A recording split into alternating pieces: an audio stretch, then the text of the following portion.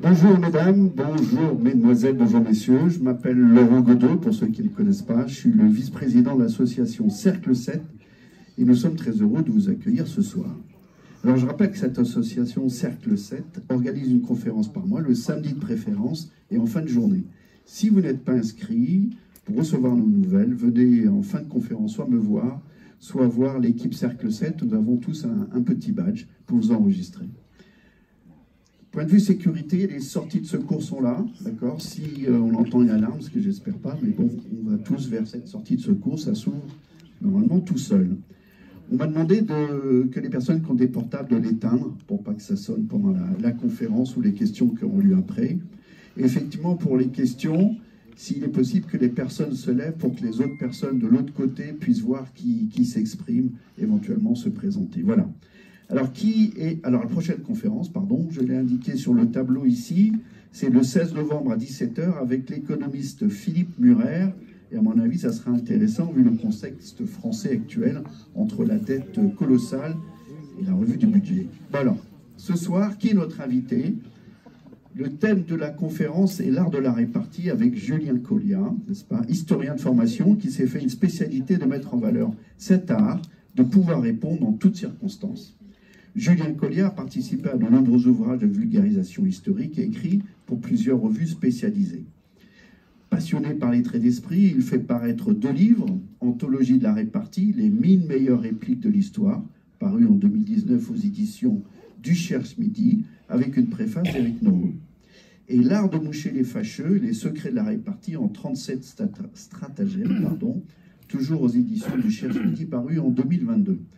Alors, son anthologie réunit 1000 réparties attribuées à plus de 400 hommes et femmes issus du monde des lettres, de la politique, encore de l'art, et ceci de l'Antiquité à nos jours. Alors, ce soir, nous allons parler de répartie, bien sûr, et Julien Collia va nous présenter quelques secrets permettant de riposter avec esprit. Alors, mesdames, mesdemoiselles, messieurs, je vous prie d'applaudir Julien Collia.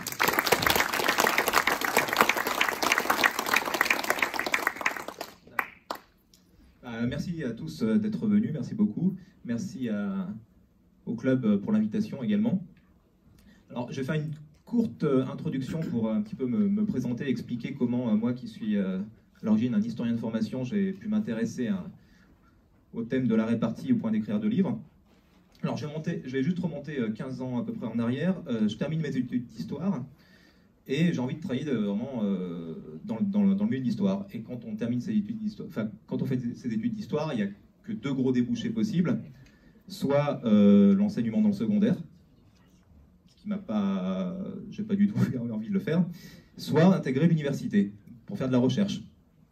Et le problème de la recherche universitaire en France, en histoire, c'est que les historiens se spécialisent sur un domaine extrêmement réduit. Mais vraiment réduit, un timbre-poste.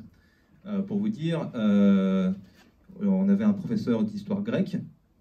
L'anecdote m'avait marqué. Il y a un livre était sorti, écrit par un Américain qui s'appelait Black Athena, dans lequel il stipulait que les Grecs anciens étaient noirs, les Grecs de l'Antiquité. Et pendant le cours, un élève avait demandé au professeur d'histoire grecque mais qu'est-ce que vous pensez de ce livre? Et il avait répondu écoutez, moi, ma spécialité, c'est les poteries du 8e siècle de l'île de Lesbos. Sorti de ça, je sais pas. Un autre exemple, j'avais une chargée de TD qui était spécialiste des jardins de Haute-Bourgogne au XVIIe siècle. Elle était incollable là-dessus. Mais par contre, vous l'interrogiez sur les jardins de Haute-Bourgogne au XVIIIe siècle, elle ne savait plus rien. Vous l'interrogiez sur les jardins de Basse-Bourgogne au XVIIe siècle, elle ne savait pas. Ou sur les châteaux de Haute-Bourgogne au XVIIe, elle ne savait pas. Donc voilà, moi, l'histoire, en fait, je ne la voyais pas comme ça. Ce que j'aime dans l'histoire, c'est avoir une vision globale, pouvoir relier un petit peu les différentes périodes, voilà, toutes les thématiques, et donc j'ai pas voulu intégrer l'université pour ça. Et il se trouve que j'ai eu un peu de chance, c'est qu'à ce moment-là, au début des années 2010, l'histoire était devenue vraiment à la mode dans le champ médiatique. Donc c'était à l'époque de Laurent Deutsch, Stéphane Bern, Franck Ferrand, qui voilà, qui mettait l'histoire à l'honneur, et les éditeurs ont voulu publier beaucoup de livres parce qu'il y avait une grosse demande, les gens voulaient des livres d'histoire, et donc ils ont fait appel à des diplômés en histoire pour écrire des livres au grand public de vulgarisation, voilà, pour des gens connus, voilà. Parce que là, le monde de l'édition est un petit peu en crise, c'est que, vous voyez, il y a 50 ans, un best-seller, c'était 30 000 exemplaires. Maintenant, un best-seller, c'est 5 000 exemplaires. Donc, ce que font les éditeurs, c'est qu'ils ne veulent pas prendre de risques. Quand ils ont une idée de livre, ils vont la faire publier par quelqu'un qui est connu, qui a déjà un public, pour être sûr, enfin, espère-t-il, d'avoir voilà, d'avoir de la publicité et de pouvoir vendre derrière. Donc, pendant des années, j'ai travaillé comme ça. J'écrivais des livres d'histoire pour des journalistes, des animateurs. C'était assez drôle parce que souvent, je les voyais dans les émissions de promotion et ils disaient le contraire de ce qu'il y avait dans le livre. Donc, d'ailleurs, il y a un mot qui court un peu dans le milieu de l'édition. On dit que une émission littéraire, c'est un auteur qui n'a pas écrit son livre qui est interrogé par un journaliste qui ne l'a pas lu. Donc voilà, alors ça se passait comme ça, c'est que les éditeurs avaient une idée de livre, ou même souvent d'ailleurs ils allaient le piquer à l'étranger, ils disaient il y a tel livre qui a bien marché, telle thématique aux États-Unis sur, je sais pas, les chiens des rois, etc. Donc voilà, on va en faire un en France. Donc on va trouver tel animateur ou tel journaliste pour le sortir. Et un jour, mon éditeur me contacte en me disant pour une fois, il y a une personnalité connue qui a une idée de livre. C'était de faire un livre, juste en fait une compilation de citations humoristiques prononcées par des grandes personnes de l'histoire. Donc bon, moi je ne connaissais pas trop la thématique, bon, j'ai accepté. Bon, l'éditeur m'a dit, bon alors par contre il nous faut le manuscrit dans deux semaines. Donc, et le livre sortira 1 an et demi après, hein, pour vous dire. Hein, donc bon. Donc voilà, donc je me suis lancé sur le sujet. En fait, j'ai cherché des citations humoristiques de grands personnages de l'histoire, et puis j'ai découvert que dans ces grandes citations, il y avait des réparties. Et moi, le thème m'a tout de suite plu, parce que ça me rappelait un film que j'avais adoré quand j'étais adolescent, qui était Ridicule, de Patrice Lecomte. Et donc voilà, j'ai voulu creuser un petit peu. Donc voilà, donc j'ai rendu le livre qui était en fait de pied de broc. Il y avait des citations, il n'y a pas que des réparties, il y avait un peu de tout, des bons mots, même de l'humour involontaire, il y avait un peu de tout. Et donc j'ai continué un petit peu à en chercher comme ça pour mon compte, à les collectionner un petit peu. Je commençais à consulter d'autres livres. Et puis au fur et à mesure, je me suis rendu compte en fait qu'il y avait pas de livre, de dictionnaire un petit peu de la répartie. Il y avait des centaines de livres de citations très divers, mais il n'y avait pas de livre qui était consacré à ça. Et je me suis dit, j'aimerais bien le faire. Et donc, pendant des années, j'ai cherché des réparties humoristiques pour les compiler dans un livre. Donc, au départ, je voulais vraiment faire un dictionnaire. Bon, je me suis rendu compte qu'il y en avait tellement trop qu'il a fallu que j'écrème au bout d'un moment, donc finalement je suis parti sur une anthologie. Et bon, voilà, au bout de quelques années, voilà, je l'ai terminé, j'ai réussi à trouver un éditeur, et donc j'ai fait paraître l'anthologie de la répartie, donc qui était les meilleures réparties prononcées par des gens célèbres ou moins, parce qu'en fait dedans il y avait beaucoup d'auteurs, de dramaturges oubliés, de petits marquis du XVIIIe siècle, de personnes qu'on ne connaît pas du tout. Et voilà, donc le livre sort, et là je me dis c'est bon, j'en ai terminé avec cette thématique, maintenant je passe à autre chose, moi qui n'aime pas les spécialisations.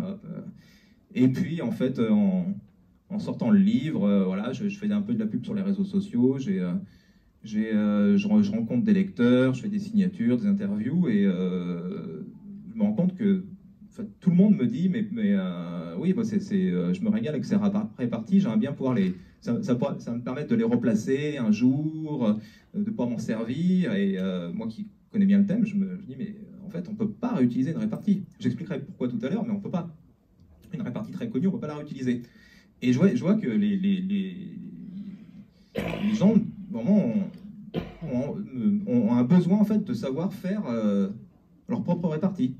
Alors, je regarde, il y a des livres qui étaient un peu consacrés à la question, mais c'était soit des livres vraiment très psychologiques, sur voilà, pour développer votre art de la répartie, il faut que vous ayez confiance en vous, vous sachiez quoi dire, etc. Donc ça correspondait pas, soit quelques livres qui proposaient des réparties toutes faites, donc voilà, les réparties de Baffy, etc., mais qui étaient qu'on ne peut pas remplacer. Moi, ce que je voulais faire, c'était de faire vraiment un livre théorique qui donne des techniques, des stratagèmes pour pouvoir, à partir d'une phrase qui vous a été lancée, pouvoir inventer soi-même, forger soi-même sa propre répartie. En fait, la répartie, ça fonctionne un peu comme... c'est comme des figures de style en poésie. C'est-à-dire que si vous voulez écrire de la poésie, si vous voulez faire des figures de style, il faut que vous sachiez comment fonctionne une figure de style pour pouvoir après la reproduire. Que ce soit un zeugme ou une litote, si vous ne savez pas ce que c'est, vous pourrez le faire intuitivement, mais si vous voulez vraiment en faire, il faut savoir à quoi ça correspond pour pouvoir après la reproduire. En fait, les réparties, c'est le même mécanisme. Il y a plein de réparties en fait, qui fonctionnent sur un mécanisme, et quand on décrit ce mécanisme, qu'on l'explique, eh ben, on peut le reproduire pour faire de nouvelles réparties. Voilà.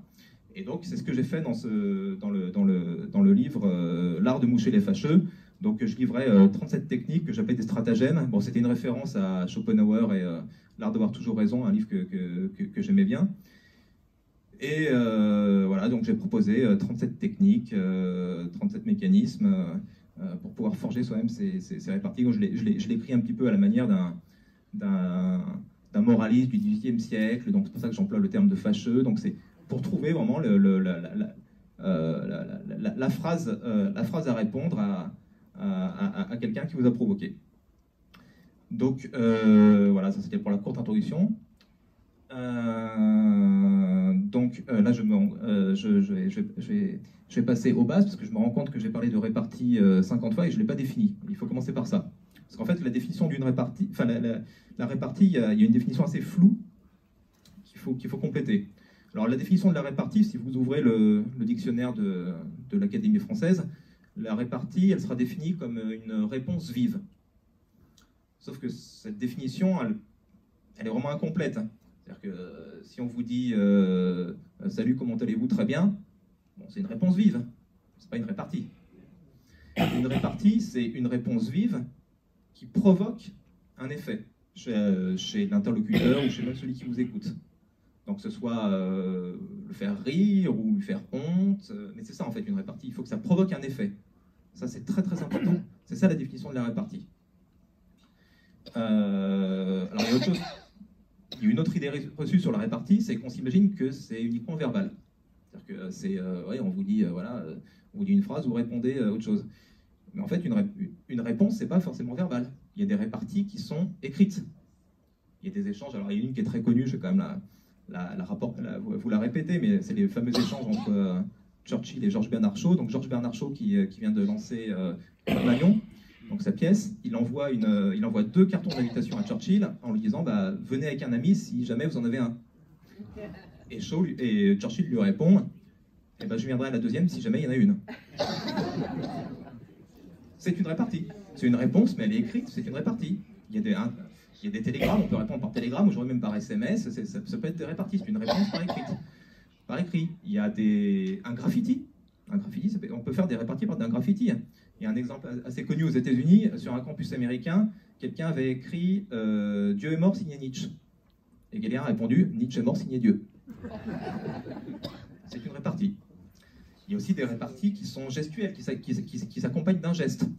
Alors là, on va remonter au XVIIIe siècle, un auteur anglais, ou irlandais, je ne sais plus, Sheridan, qui se retrouve en fait voilà, dans un salon, et il y a deux affreux fâcheux qui veulent se moquer de lui, qui le prennent pour un imbécile, et qui se moquent de lui, et il va les voir, et eux lui disent bah, avec mon ami, là, on se demandait si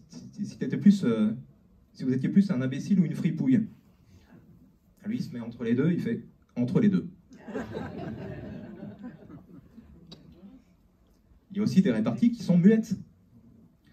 Alors, pendant la Révolution, il y avait un des chefs de file des conservateurs qui était l'abbé Maury. Il se retrouve donc à l'Assemblée lors d'une séance assez agitée où il y avait les 2 frères Mirabeau qui étaient dans 2 camps opposés, qui étaient des 2 côtés, de ces 2 côtés, et qui s'échangeaient des insultes. Et lui, il se met, donc il est entre les deux, il prend la posture du Christ en croix, pour mimer en fait la scène des deux larrons. Et ça fait rire tout le monde. C'est une répartie.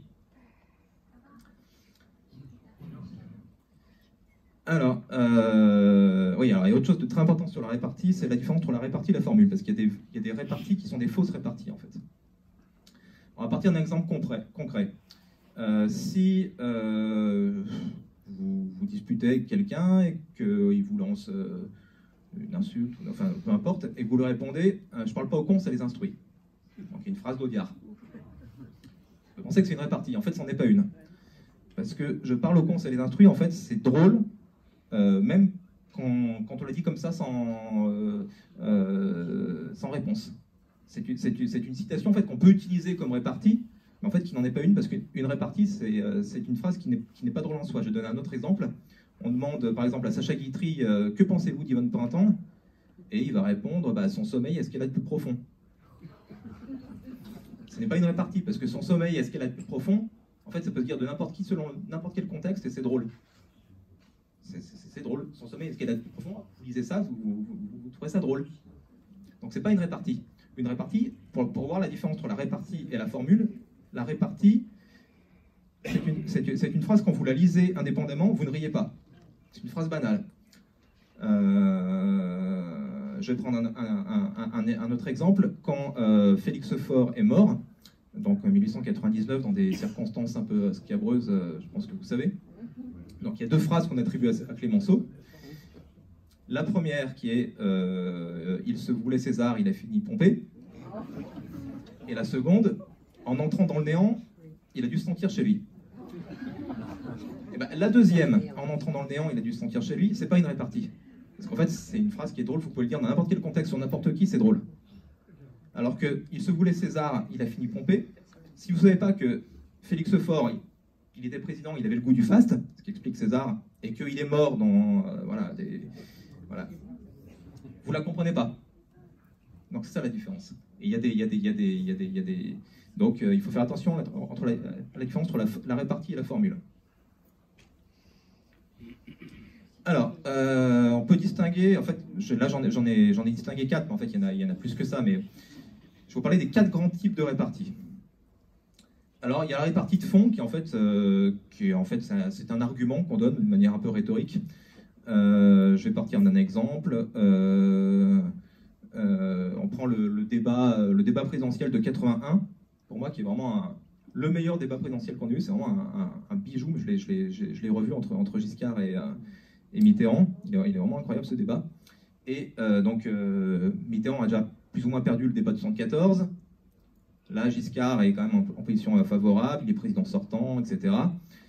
Et Giscard sait que Mitterrand a une grosse lacune, c'est l'économie, notamment. Il ne connaît rien dans l'économie. Et donc, pour lui tendre un piège, Giscard demande à Mitterrand de lui citer le cours du Marc. Alors, Mitterrand commence à répondre je ne suis pas l'élève, vous n'êtes pas le professeur. Donc là, on se dit, ah, il ne sait pas, mais il trouve une technique. Et juste après, Mitterrand, qui était un renard qui avait prévu son coup, donne le cours du Marc de 81, mais en plus, il donne aussi celui du cours de 74, pour montrer que le franc avait perdu sa valeur sous le septennat de Giscard. Donc là, on est dans un argument typique, mais qui produit un effet. Et je pense que ça... Alors, je ne dirais pas que c'est ça qui a fait Élie Mitterrand, parce que l'écart de voix était quand même important, mais voilà, je pense que ça lui a fait vraiment gagner le débat facilement, quoi. Donc voilà, la répartie de fond, c'est un argument. Il peut être drôle, hein. Des fois il y a des arguments de fond qui sont drôles. Je vais prendre un autre exemple. Le roi d'Angleterre Charles II, un jour il se promène dans Londres sans escorte, et il y a son frère, le duc d'York, qui le voit, mais qui fait « Mais t'es fou de te promener comme ça sans garde du corps, sans escorte, tu vas te faire assassiner. » Et lui il répond bah, « Personne ne peut m'assassiner, ne va se risquer à m'assassiner, parce que tout le monde sait que si je meurs, c'est toi qui me succède. » Voilà, répartie de fond. Alors, il y a un autre type de répartie, qui est la répartie psychologique. Alors, il y en a une qu'on pratique tous forcément régulièrement, de répartie psychologique, c'est le silence. C'est-à-dire que la répartie psychologique, ça vise à déstabiliser quelqu'un. Donc voilà, bon, vous voulez faire honte à quelqu'un, prenez la moue qu'il faut et vous êtes silencieux, c'est une répartie psychologique. Il y a un autre exemple, alors on va rester dans les débats d'élection présidentielle, 88. Là, bon, c'est un faux débat, parce que déjà Jacques Chirac est un piètre débatteur, vraiment un très mauvais orateur, l'un des peut-être le plus mauvais débatteur à ce niveau-là, surtout en 88. Et il est face à Mitterrand, qui lui est à son summum. En plus, Mitterrand était très malin, c'est que il avait obtenu en fait que la table qui les sépare lors du débat fasse la même taille que celle qui les sépare lors des conseils des ministres. Donc il se mettait déjà dans une posture favorable. Et donc voilà, tout le monde sait comment ça commence. Chirac qui commence à dire oui, voilà, je ne suis pas Premier ministre, vous n'êtes pas Président de la République, nous sommes tous les deux candidats, etc. Et Mitterrand qui répond oui, vous avez entièrement raison, Monsieur le Premier ministre. Et durant tout le débat, du coup, Chirac a continué à dire Monsieur le Président. Voilà. Répartie psychologique, voilà, typique. Voilà, il y a des exemples comme ça quand je vois Éric Zemmour, il dit tout le temps ben voyons. Quand quelqu'un lui lance un argument, il fait ben voyons, c'est une répartie psychologique.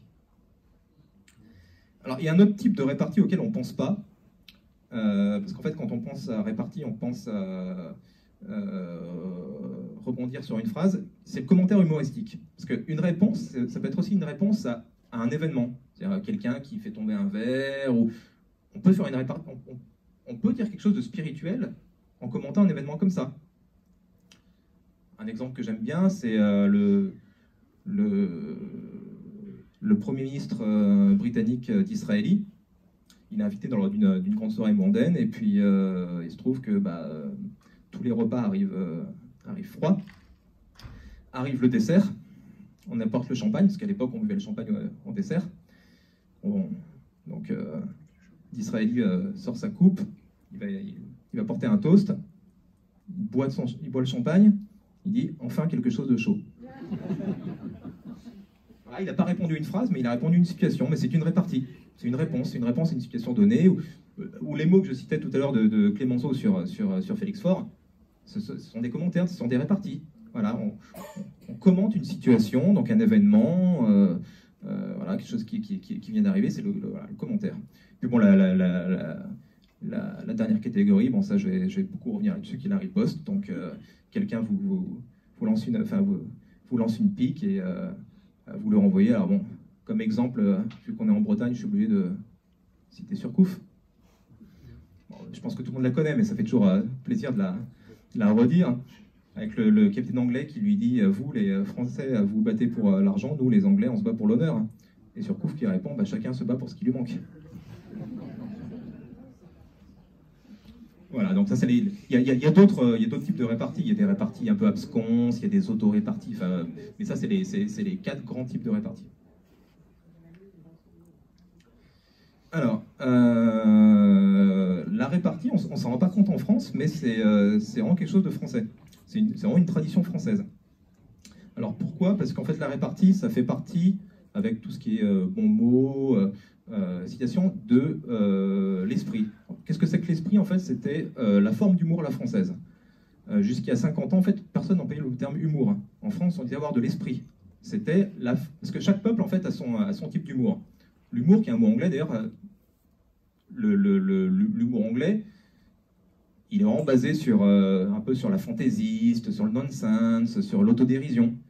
Vous avez à côté l'humour italien, qui est vraiment l'humour de la commedia dell'arte, qui est beaucoup plus basé sur un peu la satire sociale, qu'on voit un peu dans les grands films italiens des années 60-70. L'humour français, c'est l'esprit, c'est donc un humour qui est littéraire. C'est un humour qui est basé sur la langue, sur les mots. C'est ça l'humour français, c'est l'esprit. Et la répartie en fait partie. D'ailleurs, la répartie, le mot s'est exporté en Angleterre aux États-Unis. Ils disent répartie avec 2 E à la fin, parce que c'est un terme français qui est connu là-bas. Alors, l'esprit en lui-même, la répartie à la française, ça naît vraiment... Alors, ça existe déjà chez les Grecs, en fait, c'est pas une invention française. C'est d'abord, vous trouvez ça un petit peu chez Diogène, chez quelques philosophes, il y en a même un peu de Socrate, il y a des réparties un peu spirituelles. La plus vieille répartie de l'histoire que j'ai trouvée, elle concerne en fait un roi de Macédoine du 5e siècle.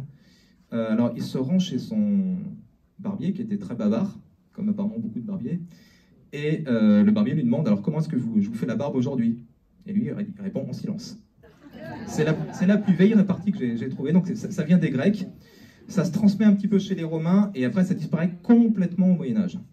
Alors pour plein de facteurs, notamment la question religieuse, puisque l'Église condamnait un petit peu ce type d'humour. Et ça réapparaît en France au XVIIe siècle, alors pour plusieurs raisons différentes. Bon, d'une part, c'est à ce moment-là que la langue française vraiment se codifie, puisqu'on crée l'Académie française, il y a le rôle des précieuses. En fait, voilà, le français moderne naît vraiment au XVIIe siècle. Il y a aussi quelque chose qui est très important qu'un sociologue, Norbert Elias, a appelé le processus de civilisation, et qui apparaît vraiment à la cour du roi de France, qui est qu'en fait, jusqu'au Moyen-Âge, par exemple, les gens ne refoulaient pas leurs émotions. On exprimait le rire, les pleurs, la colère, un peu comme maintenant, en fait. À partir du XVIIe siècle, dans les cours, les aristocrates vont faire le contraire. En fait, ils vont refouler au maximum leurs émotions, canaliser au plus possible la violence. C'est là d'où venaient toutes les règles de politesse exacerbées, etc. Et en fait, on va se servir des mots pour, plutôt que de se battre en duel à l'épée, les aristocrates vont utiliser la parole, en fait. Et c'est comme ça qu'on naît un petit peu les épigrammes très méchants, voilà, les bons mots, les réparties. Ça apparaît au XVIIe siècle, et c'est aussi au XVIIe siècle que naissent pour la première fois en France des livres de compilation de bons mots. Alors le premier, c'est Tallemant des Réaux avec ses historiettes, mais vous en trouvez après qu'on appellera les annas, qui sont en fait les bons mots d'une personnalité. Donc il y avait les annas de Voltaire, de Piron, de plein d'auteurs de cette époque, voilà, qui apparaissent à la fin du XVIIe siècle. Le premier, c'était l'anna de Ménage, donc Gilles Ménage, qui était un grammairien très connu. Donc il va y avoir deux âges d'or en fait de l'esprit à la française. Le premier, je pense que vous en doutez, c'est le milieu du XVIIIe siècle, c'est-à-dire l'époque de Voltaire. Vous avez Voltaire, Alexis Piron, donc en fait, la fin de l'Ancien Régime. Et le deuxième, qui est moins connu, mais qui, moi, me plaît davantage, en fait, c'est la Belle Époque. Alors, pourquoi la Belle Époque? Donc, la Belle Époque, c'est la fin du XIXe siècle jusqu'à la guerre de 14. Alors, pourquoi c'est à cette époque qu'il y a une résurgence, en fait, de la répartie du mot d'esprit? C'est, d'une part, c'est l'âge d'or, en fait, de la Troisième République. Donc il y a beaucoup dans les journaux politiques, dans les assemblées, on s'envoie on s'échange comme ça des mots d'esprit, des traits d'esprit. Donc c'est favorisé par ça, et c'est surtout favorisé par le monde du théâtre. En fait, à l'époque, c'est le théâtre de boulevard. Et dans le théâtre de boulevard, en fait, ce genre de réplique spirituelle, en fait, va avoir un rôle déterminant. Et on cite souvent Cyrano de Bergerac comme, à juste titre, peut-être la plus grande pièce du théâtre français, mais sans le théâtre de boulevard, il n'y a pas Cyrano de Bergerac. Rostand, il est imprégné de l'esprit du théâtre de boulevard. Il y a beaucoup d'ailleurs, il était ami avec Feydeau, etc. Il y a beaucoup de répliques de Cyrano qui viennent un peu du théâtre de boulevard. Et donc, à cette époque, les auteurs du théâtre de boulevard sont des célébrités, et on s'arrache leurs bons mots dans les dîners. On les invite exprès pour qu'ils prononcent des réparties ou des bons mots. Et donc voilà, ça donne le deuxième âge d'or de l'esprit à la française. D'ailleurs, Sacha Guitry, qui est vraiment c'est peut-être la personnalité qui représente le plus l'esprit à la française. Je dirais qu'au XVIIIe siècle, il y a Voltaire, après au XIXe siècle, on dirait Talleyrand, et après Sacha Guitry pour le XXe siècle. Sacha Guitry, il est né à la Belle Époque. Il est né en 1885, il est imprégné de ça parce qu'en plus son père est un acteur célébrissime, donc il connaît tous ces auteurs, il a mis avec Jules Renard, etc. Et Sacha Guitry commence à écrire ses premières pièces voilà, avant la guerre de 14. C'est un petit peu le dernier représentant de cette époque. Et même le général de Gaulle, qui est peut-être l'homme d'État le plus spirituel qu'on ait eu, il a grandi durant cette époque. Il est né en 1890, ouais, et donc voilà, il est imprégné de cet esprit de la Belle Époque. Voilà, donc ça c'était pour les deux âges d'or. On passe à la suivante. Alors, l'esprit, la noblesse de l'humour. Donc j'ai dit que chaque pays avait un petit peu sa forme d'humour privilégié. Ce qui est fascinant en fait dans l'esprit, c'est que c'est la forme d'humour la plus difficile, parce que faire rire juste avec le texte, avec les mots, sans artifice, en fait, sans comédien, sans rien, juste faire rire quelqu'un avec une phrase, c'est ce qui est le plus difficile. Moi j'ai discuté avec des humoristes qui me disent, mais ça nous demande 10 fois moins de travail de faire du comique de situation que de faire du bon mot. Le bon mot, ça demande beaucoup de travail, c'est peut-être la forme d'humour, là oui, la plus difficile. D'ailleurs, quand on entend un bon mot, ou une répartie, on ne s'esclave pas de rire. On est admiratif. On dit, ça c'est bon, ça c'est bien. Il y a une admiration pour ce type d'humour. Et la preuve, c'est que là, depuis le début, j'ai cité une dizaine de réparties, je les ai tous attribués à des grands hommes. Alors pourquoi? Parce qu'en fait, un bon mot, comment dire? La répartie, en fait, elle a besoin de s'incarner. C'est ce qui fait la différence, en fait, avec une histoire drôle, une blague. Une blague, les protagonistes d'une blague sont des anonymes parce que ça repose sur l'humour involontaire. Une répartie, si toutes les réparties que j'ai citées précédemment, je n'avais pas cité de noms connus, on les aurait trouvées moins drôles, en fait. Elles ont besoin de s'incarner. Et c'est pour ça que, malheureusement, en fait, la plupart... Enfin, je ne peux pas le quantifier comme ça, mais je crains que, malheureusement, en fait, un grand nombre de réparties qu'on attribue à des gens connus n'aient jamais été prononcées par ces gens connus. Déjà, parce qu'on n'a pas les traces, on n'a jamais les preuves, parce que, bon, c'est de l'écrit, souvent c'est relié par des chroniqueurs longtemps après, qu'on pas... Bon, c'est compliqué d'être sûr que... Déjà pour les citations, c'est compliqué, mais alors pour une répartie qui est souvent une phrase anodine, c'est encore plus difficile. L'autre preuve, c'est qu'il y a des réparties que je vois attribuées à De Gaulle ou à Clémenceau que moi, que j'ai trouvé dans des ouvrages du XVIIIe siècle. Voilà. Donc, voilà. Et on voit maintenant, d'ailleurs, sur Internet, non, sur Facebook, on voit même des réparties qui étaient attribuées à Clémenceau, maintenant, qui vont être attribuées à Barack Obama ou à des footballeurs. Enfin bon, c'est voilà. Comme ça. Donc, la répartie, c'est l'esprit des grands hommes, parce que c'est le type d'humour qu'on admire le plus. Et voilà, c'est pour ça qu'elles ont besoin de s'incarner, même si malheureusement, on n'est jamais sûr qu'elles aient été prononcées par ces personnes. Mais ça ne change rien. En fait, ce qui compte, c'est la répartie en elle-même. C'est l'objet littéraire qui est une répartie. Moi, je m'en fiche en fait de savoir si vraiment Clémenceau a dit ça ou De Gaulle. Ce qui compte, c'est le bon mot, de le répercuter. Et voilà, c'est ce que j'admire le plus. Alors, effectivement, on pourrait se dire, bon, là, je parle de répartie, de répartie de gens célèbres, bon, c'est bien pour l'esprit, mais à quoi ça sert? Est-ce que ça sert à quelque chose dans la vie concrète pour nous? En fait, oui. Les réparties servent quotidiennement, en fait, enfin, quotidiennement, on peut en faire un usage au quotidien. Alors, la première chose... ça me rappelle une citation, une réplique d'un film que j'aime bien, qui est Le Cercle des poètes disparus. Robin Williams demande à ses élèves pourquoi a-t-on inventé le langage? Et il y en a un qui répond pour communiquer. Lui, il dit non, séduire les femmes. Et effectivement, en fait, la répartie, c'est pas que pour dire des méchancetés ou pour répondre à un adversaire. Ça peut être aussi pour flatter quelqu'un. Alors, j'ai deux exemples. Alors, ça se passe sous Louis XIV. Louis XIV reçoit une ambassade du roi du Maroc, Moulay Ismail. Et donc, l'ambassadeur, qui s'appelle Ben Aïcha, on le présente à la princesse de Conti. Je crois que c'est la princesse de Conti, ouais. Et elle est impressionnée parce que c'est la première fois qu'elle voit des musulmans qui pratiquent la polygamie.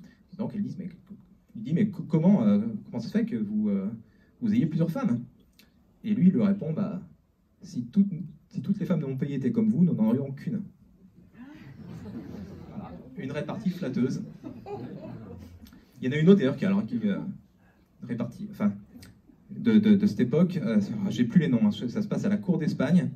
Il y a une princesse qui discute avec un aristocrate, et l'aristocrate lui parle d'une femme qui est la plus belle femme du monde, et la princesse lui demande, mais, qui c'est, est-ce que j'aimerais avoir son portrait, est-ce que vous pourrez me montrer son portrait? Et lui il sort un cadre, et en fait c'est un miroir. Donc, un autre usage très important de la répartie, j'en ai un petit peu parlé tout à l'heure, c'est pour les débats. Parce que dans les débats politiques, ce que j'ai remarqué, c'est qu'on retient à chaque fois une seule phrase. Tous les grands débats politiques, présidentiels ou autres, chaque fois on retient une seule phrase. Donc pour 114, c'est voilà, le monopole du cœur. 81, il y a ce que j'ai raconté, puis l'histoire du passif. 88, ce que j'ai dit. À chaque fois, on retient une phrase. Et en fait, tout se joue sur, tout peut jouer sur une répartie. En fait, même une élection, une élection peut se jouer sur une répartie en 2016. Donc, il y a le débat entre Trump et Hillary Clinton. Qu'est-ce qu'on a retenu de ce débat? On a retenu une seule chose. Alors, je ne dis pas que c'est ça qui a fait gagner Trump, mais on a retenu une seule chose, c'est le passage où Hillary Clinton dit « Oui, je n'aimerais pas être dans un pays dont la justice est dirigée par Donald Trump ». Et lui répond « Bah oui, parce que vous finiriez en prison ». Ça a marché. Et puis, alors souvent aussi, on peut perdre un débat parce qu'on n'a pas la bonne répartie. Si Mitterrand, en 1974, a su quoi répondre à Giscard à propos du monopole du cœur, vu que l'élection s'est jouée à très très peu de voix, ça aurait pu renverser le cours du débat, et donc de l'histoire. Il y a une réponse qu'il aurait pu faire. Donc Giscard lui dit Monsieur Mitterrand, vous n'avez pas le monopole du cœur, etc. Il fait son laïus. Mitterrand aurait très bien pu répondre, et là je pense que s'il a répondu ça, il aurait gagné le débat. Vous voyez, Monsieur Giscard d'Estaing, même quand vous parlez du cœur, il faut que vous employiez un terme économique. En fait, il y a toujours j'en parlerai tout à l'heure, mais il y a toujours une répartie possible. Ah, il faut l'avoir, hein. Celle-ci, elle a été trouvée après, mais bon.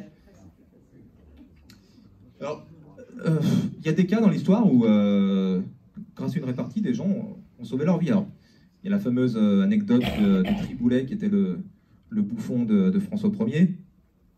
Donc il s'était moqué de la règle, il n'avait pas le droit. François Ier donc, le condamne à mort.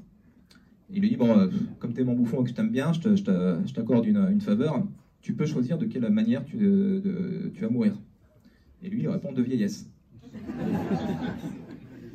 Et le roi a accepté de le bannir, tout simplement. Donc il a sauvé... Bon, c'est de l'anecdote, on ne sait pas si c'est vrai, évidemment, mais en tout cas, bon, il y a des cas comme ça. Pendant la Révolution, il y a aussi une anecdote comme ça d'un journaliste qui s'appelait Martin Ville. Il passe devant le tribunal révolutionnaire, et puis le juge l'appelle citoyen de Martinville, donc il lui met une particule, alors qu'il n'en avait pas. Et Martinville lui répond tu es là pour me raccourcir, pas pour me rallonger. Et il aurait sauvé sa vie comme ça. Voilà. Donc, et puis non, mais on sait même, voilà, on m'a raconté des exemples, des fois lors d'événements un petit peu compliqués, pendant l'occupation, etc. Des fois, avec une répartie, on a pu, on a pu se sauver, ça peut arriver. Donc, même dans les circonstances les plus tragiques, une répartie est utile. Et puis bon, là, voilà, le quatrième grand usage, bon, je vais en parler beaucoup, c'est moucher un adversaire ou un interlocuteur, enfin quelqu'un qui s'en est pris à nous, qui nous a déplu de maintes façons. Et ça, c'est celle qu'on peut utiliser le plus souvent, en fait, finalement. Voilà, dans n'importe quelle circonstance, au travail, dans un train, dans le métro, dans la rue, dans un restaurant, dans une soirée, des gens qu'on connaît, enfin, voilà. C'est l'usage le plus important. Alors, justement, pour pouvoir moucher quelqu'un, on peut utiliser donc une répartie, une riposte, après de quatre manières. Donc, soit après une attaque directe, donc là j'ai cité celle de Surcouf, j'en cité une autre très connue, de Churchill évidemment, avec Lady Astor, donc, qui lui lance un jour, après un échange très violent, tout le monde la connaît mais je vais l'expliquer après, si j'étais votre femme, je mettrais du poison dans votre thé. Et lui qui répond, bah, si j'étais votre mari, je le boirais.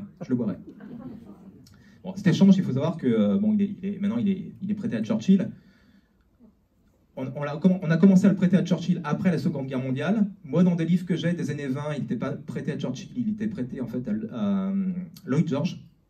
Donc, quoi, déjà que, et en fait, il y a des Américains qui ont retrouvé la trace dans un journal satirique américain de 1890, en fait, des dessins de presse. C'est un dessin de presse en fait entre deux personnages qui sont des anonymes, où il y a déjà le même échange en fait. Donc, une fois de plus, voilà, la légende a rattrapé l'histoire, mais c'est pas une répartie de Churchill. Mais évidemment, ça fait rire quand c'est Churchill, parce qu'en plus on l'imagine avec son gros cigare, voilà, il a le physique pour ça, donc voilà, c'est... Donc, une autre manière dont on pense pas, en fait, c'est de répondre à quelqu'un après une vantardise de sa part. Parce que, non, si votre interlocuteur, vous avez envie de le moucher, mais il ne vous attaque pas, rien faire. Mais si il se vante de manière grossière, là vous pouvez le remettre à sa place. Alors j'ai des exemples, j'en ai un qui me vient en tête qui est amusant. Donc c'est au XVIIIe siècle. Je crois que c'était la marquise de Boufflers. Donc elle est avec son mari, ils sont réunis avec plusieurs amis, et puis lui, pour humilier sa femme devant ses amis, il dit ah, qu'est-ce que j'en aurais fait des cocus dans Paris?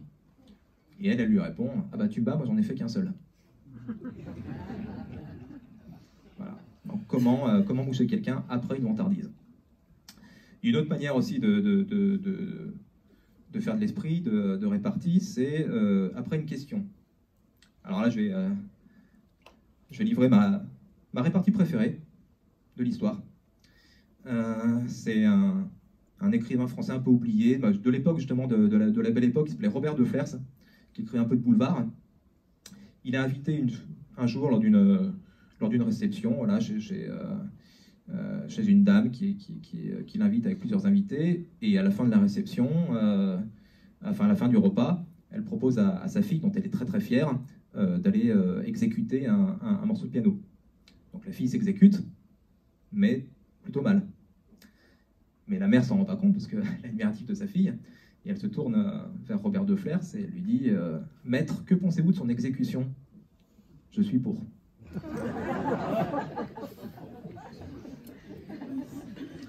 C'est ma préférée, celle-ci. Donc après une question, c'est vraiment très très facile de faire de faire de la répartie. Et puis on peut rebondir aussi sur un propos banal. Alors là, je vais sortir un peu d'histoire, je vais donner un exemple récent que j'ai lu sur Twitter. Comme quoi, non mais on trouve des choses intéressantes de partout. Alors c'était il y a quelques années, le conseiller principal de Patrick Balkany était condamné dans une affaire de corruption quelconque à de la prison ferme. Les journaux avaient titré le bras droit de Patrick Balkany en prison. Et quelqu'un avait répliqué le reste du corps devrait suivre.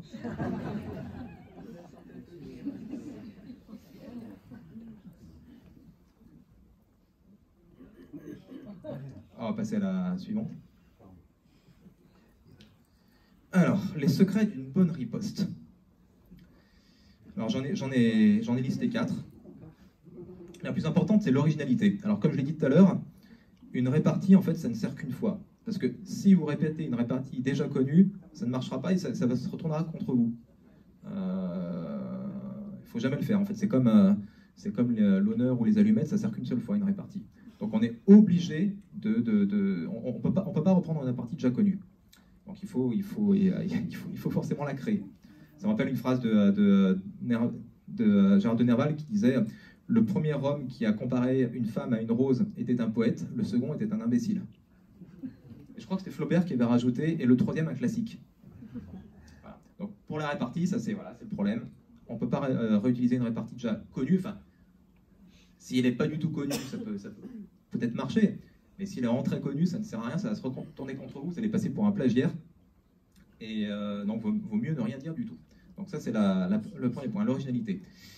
Le deuxième point, alors c'est très important, c'est la concision.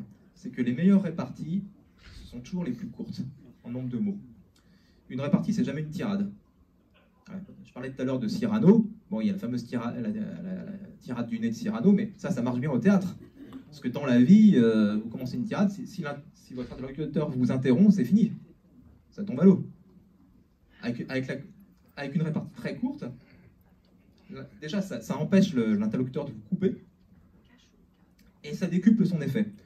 Pourquoi? Parce que, en fait, une phrase longue, dans l'inconscient, en fait, elle est plus synonyme de mensonge qu'une phrase courte. Je vais citer, j'avais revu récemment, je trouve que c'est un chef-d'œuvre, un sketch des Inconnus, donc le groupe des humoristes Les Inconnus de, je crois, 93-94, qui s'appelle Les Langages Hermétiques.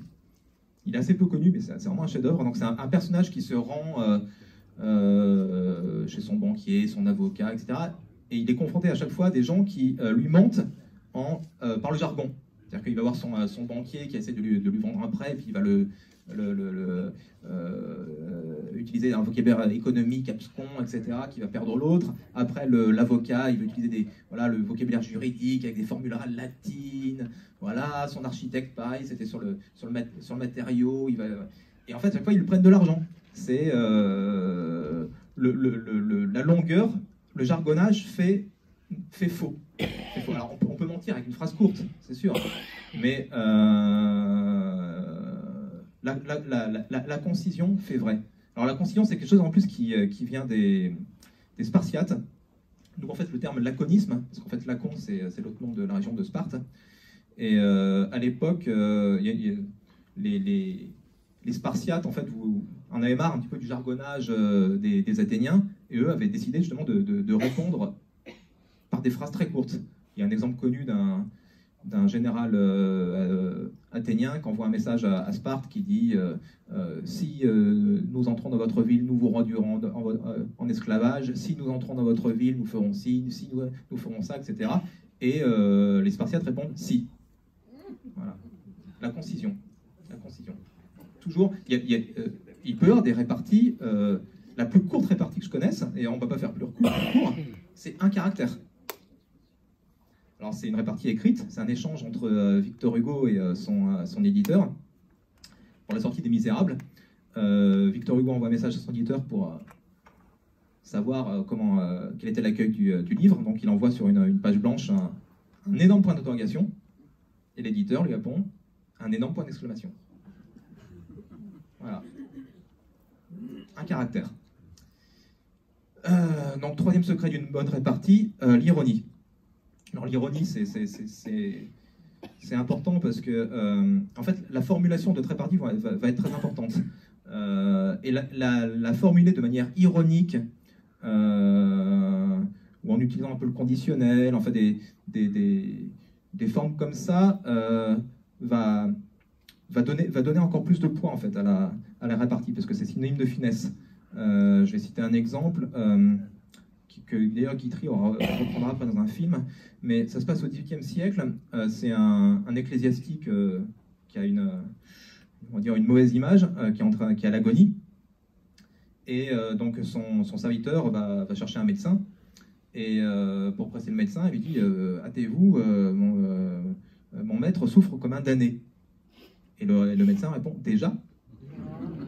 Voilà. On a la concision, un mot, 4 lettres. La formulation ironique avec le point de, enfin la forme interrogative, et ça c'est la répartie parfaite. Voilà, là vous avez tout. Et puis voilà, la dernière chose, le bon moment, c'est que des fois, vous pouvez avoir la bonne répartie, bien formulée, parfaite, mais vous ne pouvez pas la placer parce que une répartie vaut mieux qu'elle n'arrive pas, qu'elle n'arrive trop tard. Si elle arrive trop tard, elle tombe à l'eau. Donc des fois, il faut savoir la sacrifier. Vous avez la bonne idée. Vous voulez rebondir sur un propos, mais vous ne pouvez pas le faire parce que quelqu'un parle à votre place ou l'interlocuteur continue à parler, donc vous ne pouvez pas la dire. Donc il faut choisir le bon moment et choisir le moment de silence où vous allez être entendu, parce que vous pouvez aussi la dire et puis personne ne l'entend, donc ça ne sert à rien, vous ne pourrez pas la redire après. Donc voilà, ça c'est les 4 points. Alors, il y a quelques règles aussi à respecter pour utiliser la répartie. Déjà, il faut que la répartie elle soit justifiée. C'est-à-dire que celui que vous allez moucher le mérite un petit peu. Donc, soit il vous a attaqué directement ou quelqu'un d'autre, donc là, c'est justifié, soit il s'est vanté, il a été... voilà, que par son comportement. Il n'y a pas de bonne répartie gratuite. Enfin, si, il peut y en avoir, mais c'est moins marrant. C'est toujours mieux quand elle est justifiée. Ça, c'est très important. Le bon adversaire, parce qu'en fait, historiquement, la répartie, ça a toujours été l'arme du faible contre le fort. C'est le valet qui est méprisé par le maître et qui, par la répartie, va se venger. Ou la femme qui va être méprisée par le mari, j'en ai cité quelques exemples tout à l'heure, qui va se venger au moyen de la répartie. Comme elle ne peut pas rivaliser par la force ou d'une autre manière, donc elle pourra le faire que par les mots. Les femmes ont eu un rôle très important dans l'histoire de la répartie en France. Et donc c'est trouver le bon adversaire. D'ailleurs, une des plus vieilles réparties de l'histoire de l'Antiquité, elle concerne l'empereur Auguste, qui un jour se rend en voyage en Grèce, et là on lui présente en fait un esclave qui lui ressemble comme deux gouttes d'eau. Et donc ce que se dit forcément l'empereur, c'est, il le dit directement à l'esclave, toi je suis sûr que ta mère elle est venue un jour à Rome. Et l'esclave lui dit, non, mon père. Et là c'est drôle, c'est encore plus drôle quand c'est le petit qui mouche le gros. Donc voilà, toujours le bon adversaire. On ne fait pas de la répartie sur quelqu'un qu'on domine socialement, sur un enfant, c'est pas intéressant. Il faut trouver quelqu'un qui est supérieur à nous. Alors l'utilisation rare, ça aussi c'est important, c'est que des fois lors d'une discussion, on a plusieurs occasions de faire de la répartie, d'utiliser une bonne répartie, et quand on l'a déjà fait une fois, il ne faut pas le refaire deux fois. Parce que là, c'est de l'acharnement, et une répartie, en fait, une bonne répartie, c'est comme un match de foot qui doit se terminer avec un but d'écart. On ne peut pas faire plus de 2 buts, c'est de l'acharnement, ça se retourne contre nous, ça fait prétentieux, ça fait vraiment... voilà, il ne faut pas faire tout le temps de la répartie, il faut que la répartie vienne au bon moment, je l'ai dit, mais qu'elle soit rare. Voilà. Voilà, ça c'est le troisième point. Et puis quatrième point, il faut accepter d'être mouché soi-même, c'est-à-dire que quand on fait de la boxe, la répartie c'est une forme de boxe, pour être un boxeur, il faut savoir donner des coups, mais savoir aussi en encaisser.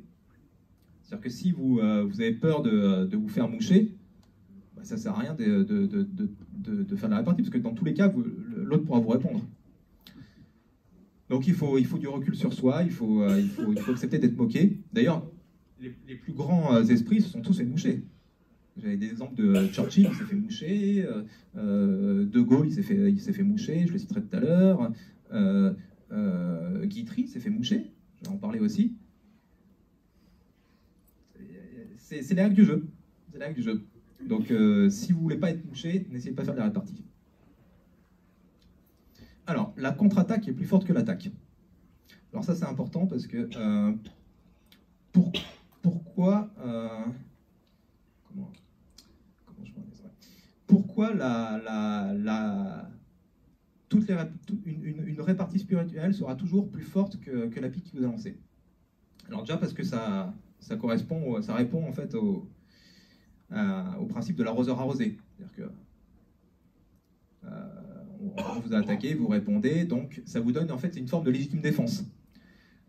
Des fois, d'ailleurs, on peut être très très dur. On peut envoyer une. Si la pique qui vous a été lancée a été très dure, on peut répondre encore plus dur, de manière encore plus dure, être encore plus radical, et ça marche.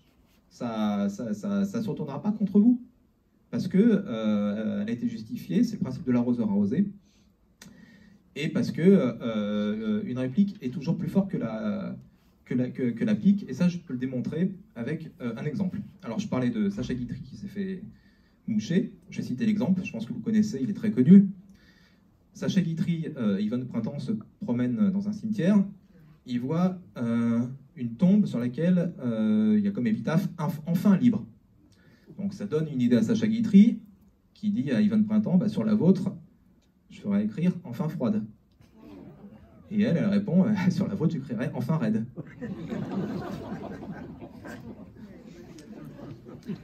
Et ce qui est très intéressant en fait dans cet exemple, c'est qu'on peut inverser en fait les deux répliques. On imagine le contraire. Donc on reprend l'anecdote, il se promène dans un cimetière. Là, cette fois-ci, c'est Yvonne Printemps qui dit à Sacha Guitry, ah bah, sur votre tombe, je mettrai enfin raide. Et lui, il répond, bah, sur la vôtre, je mettrai enfin froide. Bah, ça marche, en fait, c'est pareil. En fait, quel que soit... ça prouve une chose, en fait, c'est que c'est la contre-attaque qui est toujours plus forte que l'attaque. Là, voilà, on inverse. Alors, c'est pas complètement vrai, parce que c'est quand même plus drôle quand c'est Yvonne Printemps, parce que c'est une femme. Mais imaginons que ce soit entre deux hommes. Voilà, c'est la démonstration. En fait, c'est... je prends une métaphore un petit peu footballistique. À l'époque, il y a 20 ans, il y avait une règle dans le foot qui s'appelait le but en or. D'ailleurs, au tout début, ça s'appelait même la mort subite. C'est-à-dire que quand deux équipes étaient à égalité après le temps réglementaire, on faisait des prolongations, et la première équipe qui marquait gagnait le match. Ils l'ont arrêté parce qu'ils se sont rendus compte d'ailleurs que du coup, bah, les équipes ne jouaient pas, elles avaient tellement peur d'encaisser un but que ça allait directement au penalty, donc bon, ils ont enlevé cette règle. Et ben en fait, pour la répartie, c'est le contraire en fait. C'est celui qui marque en dernier qui gagne le match.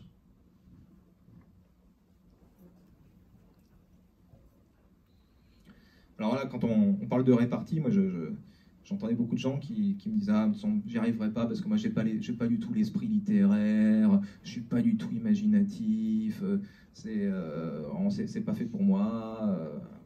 En fait, il se trouve que les qualités principales pour utiliser l'esprit de répartie, bah, c'est pas celles qu'on croit. Alors j'en ai cité 4. D'abord, il y a la psychologie. Alors pourquoi la psychologie? Parce que déjà, quand on est psychologue, on sait...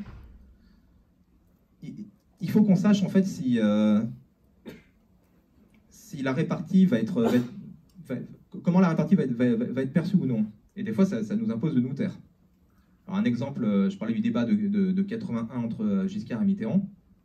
Quand Mitterrand l'a avoué plus tard, hein, mais quand Giscard lui demande quel est le cours du marque, Mitterrand, il y a une réponse dans sa tête, qui est une vraie répartie. Mais il n'ose pas la dire. La réponse qu'il a, c'est « Et vous, pouvez me dire quel est le cours du diamant ?» Alors, ça aurait été très drôle. Sur le papier, c'est une répartie très drôle. Mais il sait qu'en disant ça, ça allait permettre après à Giscard de se victimiser, vous utilisez la calomnie, etc. Et il ne l'a pas dit.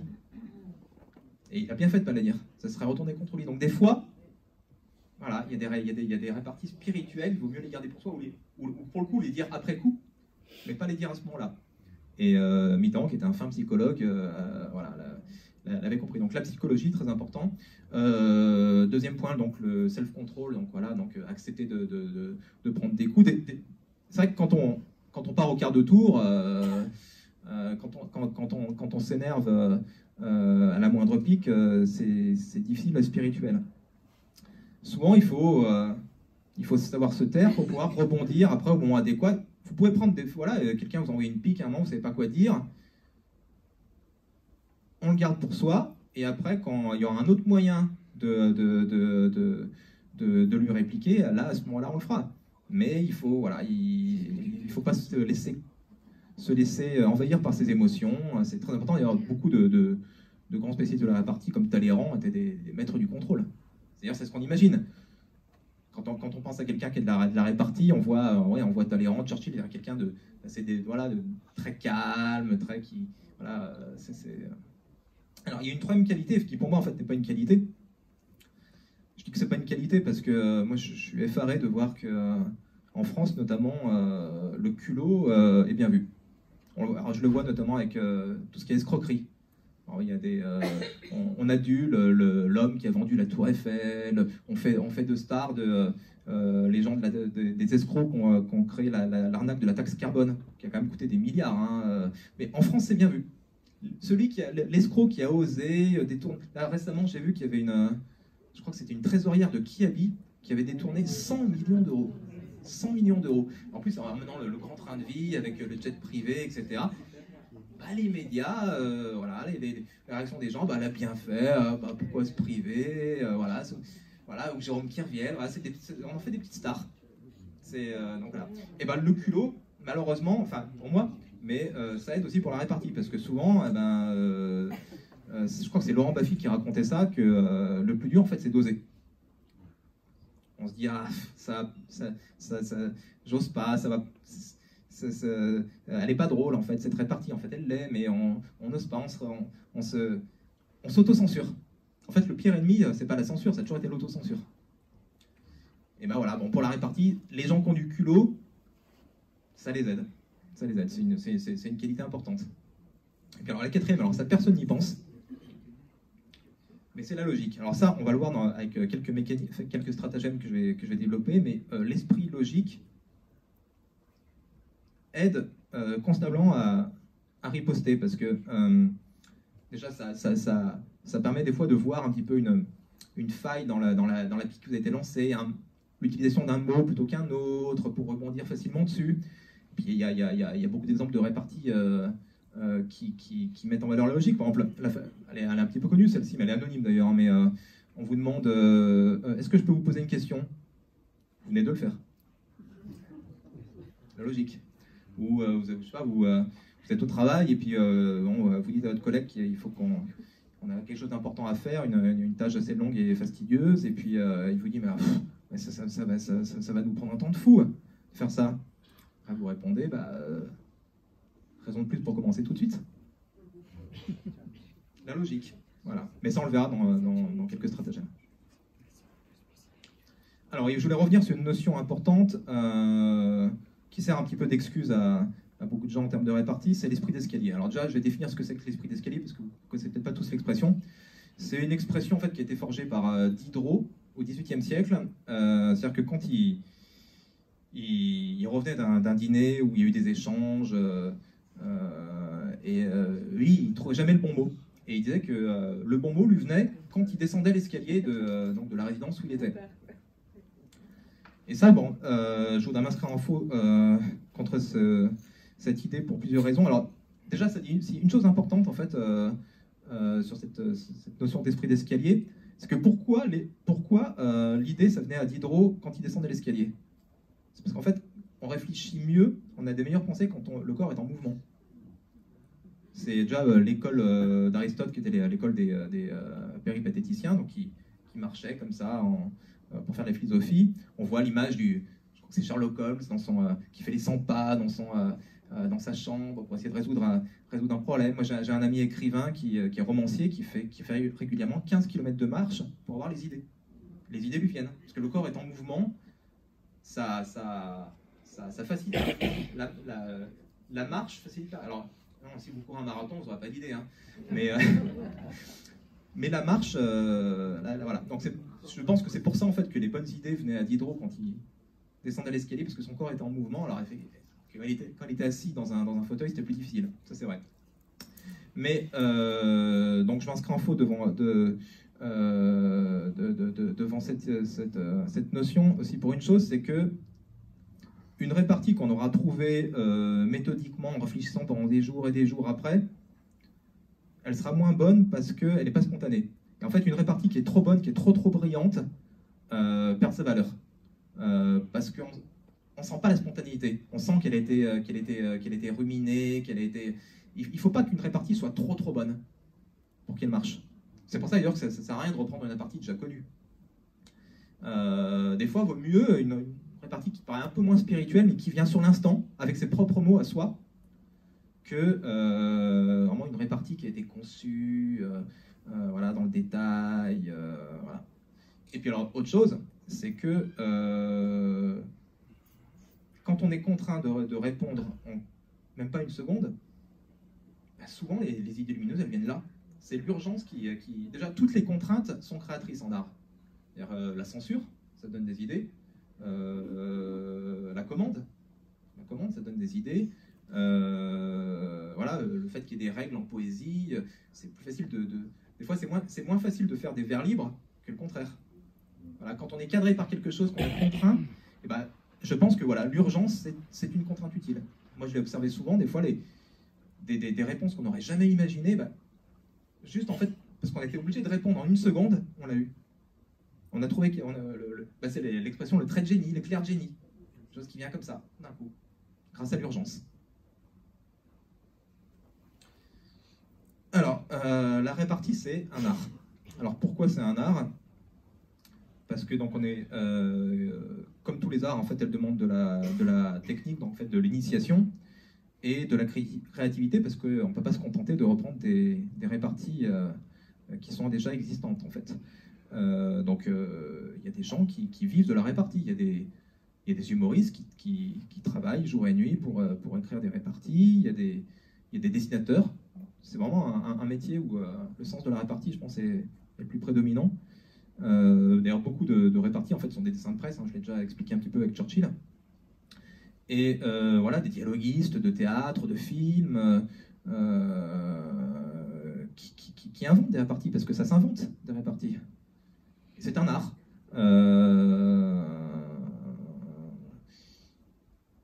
Chaque attaque a sa parade. Alors, ce que je veux dire par là, c'est que ce qui est stimulant, en fait, avec la répartie, c'est que, comme je le disais tout à l'heure avec Mitterrand et le monopole du cœur, c'est que on peut partir de l'idée que chaque phrase, chaque pic qui nous est lancé, chaque commentaire peut avoir sa riposte. Et c'est toujours stimulant, en fait, d'essayer d'imaginer quelle est la meilleure riposte possible. J'avais lancé un petit concours sur les réseaux sociaux pour faire connaître mon livre, et j'avais demandé aux internautes de trouver la meilleure répartie. Alors, c'était une phrase assez connue que Jacques Chirac avait prononcée face à Margaret Thatcher lors d'un sommet européen, je crois que c'était en 86. Et en fait, il ne savait pas que son micro était ouvert. Et il dit « Qu'est-ce qu'elle veut, la ménagère, mes couilles sur un plateau ». Et donc, je demandais aux internautes qu'est-ce qu'aurait dû répondre Margaret Thatcher. Et finalement, en fait, tout le monde on est tous arrivés à la même conclusion. La meilleure réponse, c'était « Une soucoupe suffira ».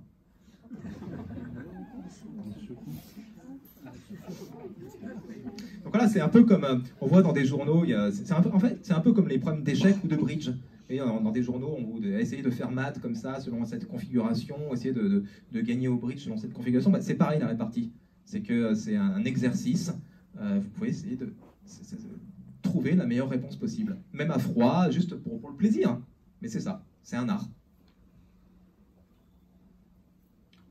Alors donc là, on va arriver bientôt aux techniques. Alors, comment trouver la bonne répartie? Donc, alors j'ai dit qu'on n'avait pas le droit que c'était déconseillé d'utiliser une répartie existante. Mais vous pouvez au moins la reformuler si vous n'êtes pas inspiré. C'est-à-dire changer un petit peu les mots, comme font les écrivains, vous la mettez un petit peu à votre sauce, vous la formulez d'une autre façon. C'est-à-dire c'est la même idée, mais vous la dites différemment. Ça peut marcher. Il y a une autre méthode qui est un peu moins connue, qui est de transformer une citation. C'est-à-dire qu'il y a des citations connues qui peuvent être transformées en répartie si elles contiennent deux propositions. Je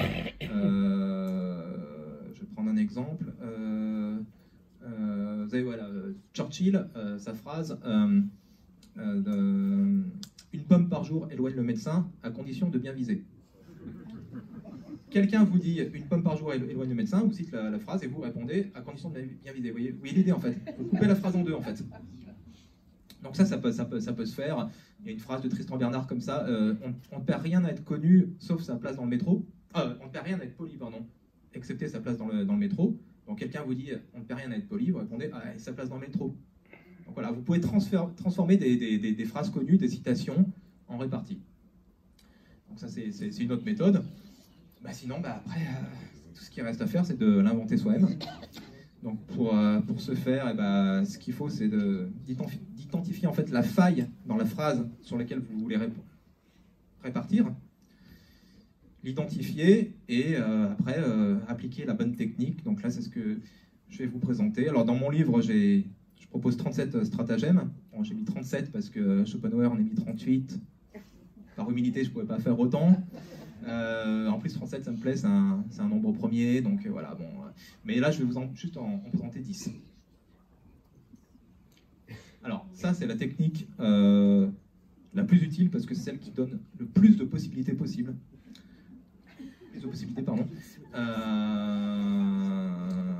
Donc, c'est de poursuivre une allégorie. Donc, voilà, on part d'une phrase, les mots ont dépassé ma pensée, réponse, ils n'ont pas dû aller bien loin. Voilà.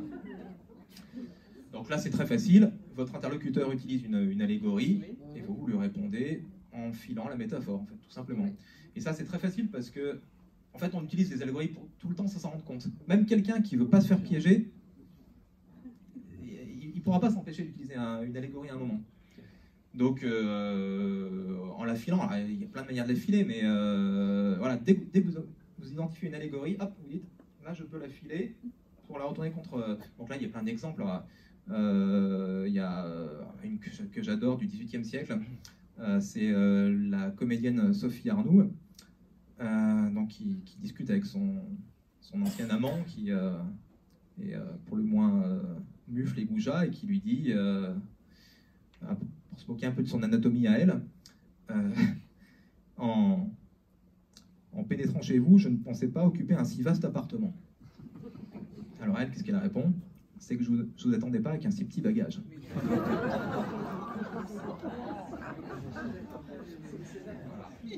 Poursuit l'allégorie, il y a plein d'exemples. Hein. Il y a une avec Sacha Guitry qui il reçoit des invités, puis quand les invités repartent, il leur donne des cigares, enfin il leur propose une boîte avec des cigares, et il y a un invité qui en prend 5 ou 6, et qui lui dit c'est pour la route. Et il répond merci d'être venu d'aussi loin. C'est la technique la plus facile, vraiment qu'on peut utiliser au quotidien, on n'y pense pas, mais c'est vraiment, voilà, filer une métaphore. Alors, il y en a une autre aussi qu'on peut beaucoup utiliser, donc c'est jouer sur le sens des mots. Alors, quelqu'un qui se vante, donc un fan qui se vante. Les femmes ont toujours réussi, excepté votre mère. Alors, tout simplement, c'est un jeu de mots. Alors, avant de parler des jeux de mots, il faut déjà distinguer, il y a 2 types de jeux de mots. Il y en a un qu'il ne faut surtout pas faire en répartie, c'est le calembour. Alors le calembour, la différence avec le jeu de mots, c'est que le calembour, on joue sur le son, sur une proximité de son entre les mots. Déjà, c'est quelque chose qui convient surtout à l'écrit, plus qu'à l'oral, parce que ça se voit mieux à l'écrit, qui est très mal considéré, parce que c'est un petit peu vu comme le jeu de mots du pauvre. Les enfants peuvent le faire. Je crois que Victor Hugo, je crois que c'est dans Les Misérables, qui disait calembour fiante de l'esprit qui vole. Faut éviter à tout prix le calembour. Alors, pourtant, il y en a quand même un que j'ai cité tout à l'heure, qui est un calembour, qui est César et Pompée là, de Clémenceau, mais en termes de répartie, il faut vraiment privilégier plus le jeu de mots. Alors, le jeu de mots, c'est jouer sur le sens du mot, c'est-à-dire le même mot, avec la même orthographe, qui a des sens différents. Et ça marche très bien avec les verbes. Donc là, on le voit d'ailleurs dans l'exemple, c'est sur le verbe réussir. Mais il y a beaucoup de verbes comme ça, avec un verbe qui a souvent, un verbe qui a 2 sens, un sens négatif et un sens positif. Donc, l'interlocuteur vous utilise le sens positif dans sa phrase, et vous lui répondez comme s'il avait utilisé avec le sens négatif. Donc, il y a des exemples. Voilà, vous allez voir une pièce de théâtre, il y a quelqu'un qui arrive en retard et qui dit j'ai raté le premier acte, et vous répondez rassurez-vous, l'auteur aussi. Voilà. Ça marche très très bien avec les verbes. Ça peut marcher aussi avec des adjectifs. Il y a un exemple c'est Alfred Capu. Il y a un de ses confrères écrivains qui vient lui offrir son livre et qui lui dit voici mon dernier livre. Il lui dit le dernier, parfait. Ça peut marcher aussi avec des noms. Alors il y a des noms qui ont 2 significations, une positive, une négative, comme tout ce qui est navet pour les films, croûte, salade. Vous voyez, donc vous pouvez vraiment les utiliser comme ça. Alors, c'est là où on va parler de la logique. Déduire le vice. Donc, les imbéciles ne changent jamais d'avis. Réponse, je ne chercherai donc plus à vous convaincre. Je suis un petit peu fier parce que celle-ci, elle est de moi. Et justement, j'ai réussi je l'ai inventé parce que j'ai compris le mécanisme de la déduction. Donc, quand quelqu'un utilise une généralité, il faut lui répondre en l'incluant dans sa généralité, en fait. Comme si vous avez compris et vous l'incluez dedans. Alors, il y a plein d'exemples. Il y avait Visconti détestait Fellini. Et il disait on reconnaît les mauvais cinéastes italiens, tous leurs noms se terminent en ni. Et donc on rapporte ça à Fellini, et Fellini, qu'est-ce qu'il répond? Si Viscontini le dit. Donc voilà, c'est vraiment très utile, juste avec la logique. Voilà, quelqu'un, hop, généralité, vous répondez comme ça. Donc là, ça peut vraiment se décliner de plein de façons. Alors, ça c'est un stratagème qui est un petit peu connu. Imbécile, quelqu'un qui vous insulte, imbécile, inutile de crier votre nom, je sais qui vous êtes. Donc ça reprend une phrase attribuée à Chirac, donc il se fait traiter de connard, il a dit enchanté, moi c'est Chirac, qui est en fait qu'on retrouve déjà dans Cyrano. Il y a une tirade de Cyrano, enfin il y a une réplique de Cyrano c'est la même chose. En fait, si on remonte à la source, il y a une répartie comme ça de quelqu'un pour lequel j'ai une énorme admiration, qui est un auteur du XVIIIe siècle qui est complètement oublié, qui est Alexis Piron, qui était le rival de Voltaire, et lui, il a eu un énorme succès avec une comédie qui s'appelait La Métromanie, et puis après, bon, il y a eu une cabale contre lui, il n'a pas pu être élu à l'Académie française, alors que c'était vraiment le champion de répartie de l'époque. Voltaire le redoutait, le craignait. Et un jour, Voltaire se rend chez Piron, et en fait, il grave sur sa porte l'insulte Jean Foutre. Piron le voit, et le lendemain, il va rendre visite à Voltaire, et il lui dit, bah voilà, vous êtes venu me voir, et donc je vous retourne votre visite. Et Voltaire lui demande, mais comment vous savez que je suis allé chez vous? Et Piron fait, bah, vous avez laissé votre nom sur ma porte. Et ça peut se faire donc aussi par rapport à des objets. J'ai cité une anecdote, une répartie qui est vraiment brillantissime de Swift, hein, donc l'auteur des voyages de Gulliver. Donc quand il est jeune, il se promène à Londres et il aperçoit un jour un riche banquier, un riche financier qui est en train de se noyer dans un canal. Donc il le sauve au péril de sa vie. Voilà. Il le ramène sur le quai, il y a un attroupement qui se fait autour d'eux, et le banquier, le financier qui est extrêmement rapiard en termes de remerciements, on lui donne une pièce de 1 shilling, ou un penny, je ne sais plus, vraiment une pièce dérisoire, donc, alors que c'était un très riche financier, et donc les gens qui sont autour commencent à le menacer, on dit, mais, vous n'avez pas honte de donner, il vous sauve la vie, vous lui donnez juste, vous lui donnez juste une vulgaire pièce, c'est scandaleux, et Swift, laissez-le tranquille, monsieur sait mieux que nous ce qu'il vaut vraiment. Voilà, bah, en fait, c'est le même principe. Voilà. Alors, compléter pour déprécier. Donc, quelqu'un dit « j'ai du goût », et vous répondez « oui, il est mauvais ». Donc, ça c'est simple, c'est que, voilà, donc il suffit des fois Parce que, voilà, il y a des phrases qu'on utilise qui sous-entendent quelque chose de positif. Mais comme c'est sous-entendu et que c'est pas explicité, il suffit de le compléter. Alors, comme exemple, voilà, on va dire un tel est un puits de science. Ah oui, mais à sec. J'ai pas mal d'exemples. Ah oui. Jean Giraudoux. Donc il se promène avec sa femme, il passe devant un pré où il s'aperçoit un âne, et sa femme lui dit « Ah bah, voilà un membre de ta famille. » Par alliance.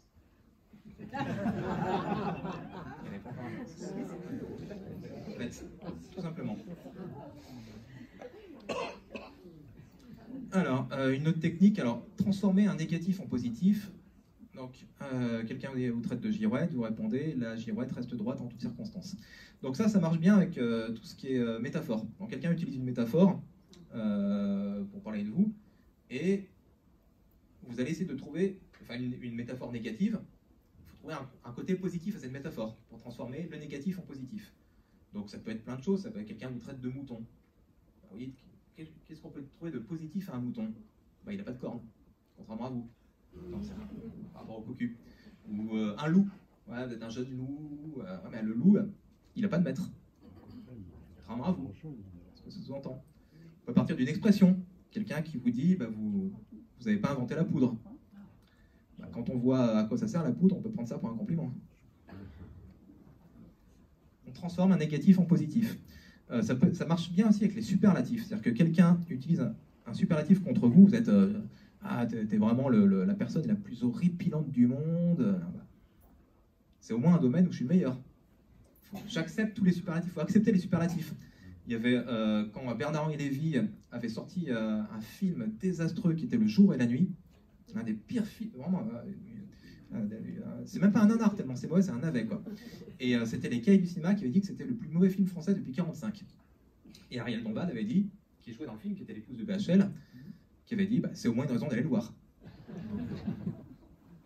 Et puis on peut faire le contraire, hein. On peut aussi transformer un positif en négatif. C'est-à-dire quelqu'un qui se vante, donc utilise une métaphore positive, bah, vous trouvez quelque chose de négatif. Quelqu'un qui compare sa femme à une rose, bon, bah, la rose, elle a des épines, elle flétrit très très vite. Oui, un tel c'est un aigle, ah lui c'est un aigle, ah ouais, bah, un aigle ça a des grandes ailes et une toute petite tête. On renverse. Donc voilà, donc voilà, ça marche très bien pour les allégories, voilà, transformer le négatif et positif et vice versa. Alors, précisez l'indéfini. Épouseriez-vous un imbécile pour de l'argent? C'est une proposition ferme. Alors ça, c'est quelque chose qui marche bien. C'est quelque chose qui marche bien quand quelqu'un essaie de vous prendre en défaut en vous posant une question qui implique en fait un personnage imaginaire, qui n'est pas précisé. Donc il suffit de dire que ce personnage imaginaire, en fait, c'est l'interlocuteur. Donc un exemple connu, il y a un savant qui est invité dans un dîner, il est en face de quelqu'un qui veut se moquer de lui et qui a... Quelle est la différence entre le savant? Qu'est-ce qui sépare le savant et l'imbécile? Ben, la table. Il y a un chevalier, je crois que c'est le chevalier de Champcenetz au XVIIIe siècle, qui se balade un jour à cheval, et il aperçoit en face de lui un abbé qui est sur un âne. Un gros abbé. Et donc pour se moquer de lui, il lui dit alors, comment va l'âne? Et l'abbé répond à cheval, monsieur l'abbé. À cheval, à cheval. Voilà. On renverse. Donc c'est quelque chose qui marche très bien, ça. Faire de l'adversaire son semblable.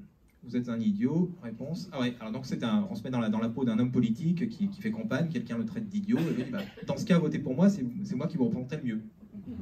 Donc en fait, c'est la technique du baiser de Judas. Donc c'est plus un peu une répartie de fond, donc on vous traite d'imbécile, et donc vous acceptez l'insulte pour en faisant croire que vous êtes en fraternité avec celui qui vous l'a posé. C'est comme si quelqu'un vous traite de fils de, bah, mon frérot. Voilà. Qu'est-ce qu'il y a comme exemple? Bah, une très très très connue. De Gaulle qui s'est fait moucher par Massu. Donc De Gaulle qui dit à Massu alors Massu toujours aussi con? Et Massu qui répond toujours gaulliste. Alors, bon, elle est apocryphe et en plus Massu lui-même a dit qu'il l'avait jamais dit, hein, mais voilà, mais elle est drôle. C'est le même principe. Voilà. Donc, ou alors, le mari qui, le mari qui dit à sa femme, bah, qu'est-ce que tu peux être bête, et la femme qui va répondre, bah oui, c'est normal, je t'ai épousé. Voilà. Donc ça, c'est très très facile à réutiliser. Alors, associer le vice à la vertu. Donc quelqu'un vous dit ton visage a pris un coup de vieux, vous répondez comme ton intelligence. Alors, ça c'est vraiment très simple. Donc quelqu'un pointe un de vos défauts, et ben en fait il suffit de comparer ce défaut, en fait de mettre en parallèle avec une de ses qualités à lui. Alors une de ses qualités en fait quelque chose qui est soi-disant positif. Donc ce qui marche bien, c'est de tacler les gens sur leur intelligence. Ça marche très bien. Si vous êtes une femme, ce qui marche bien, c'est de tacler un homme sur sa virilité.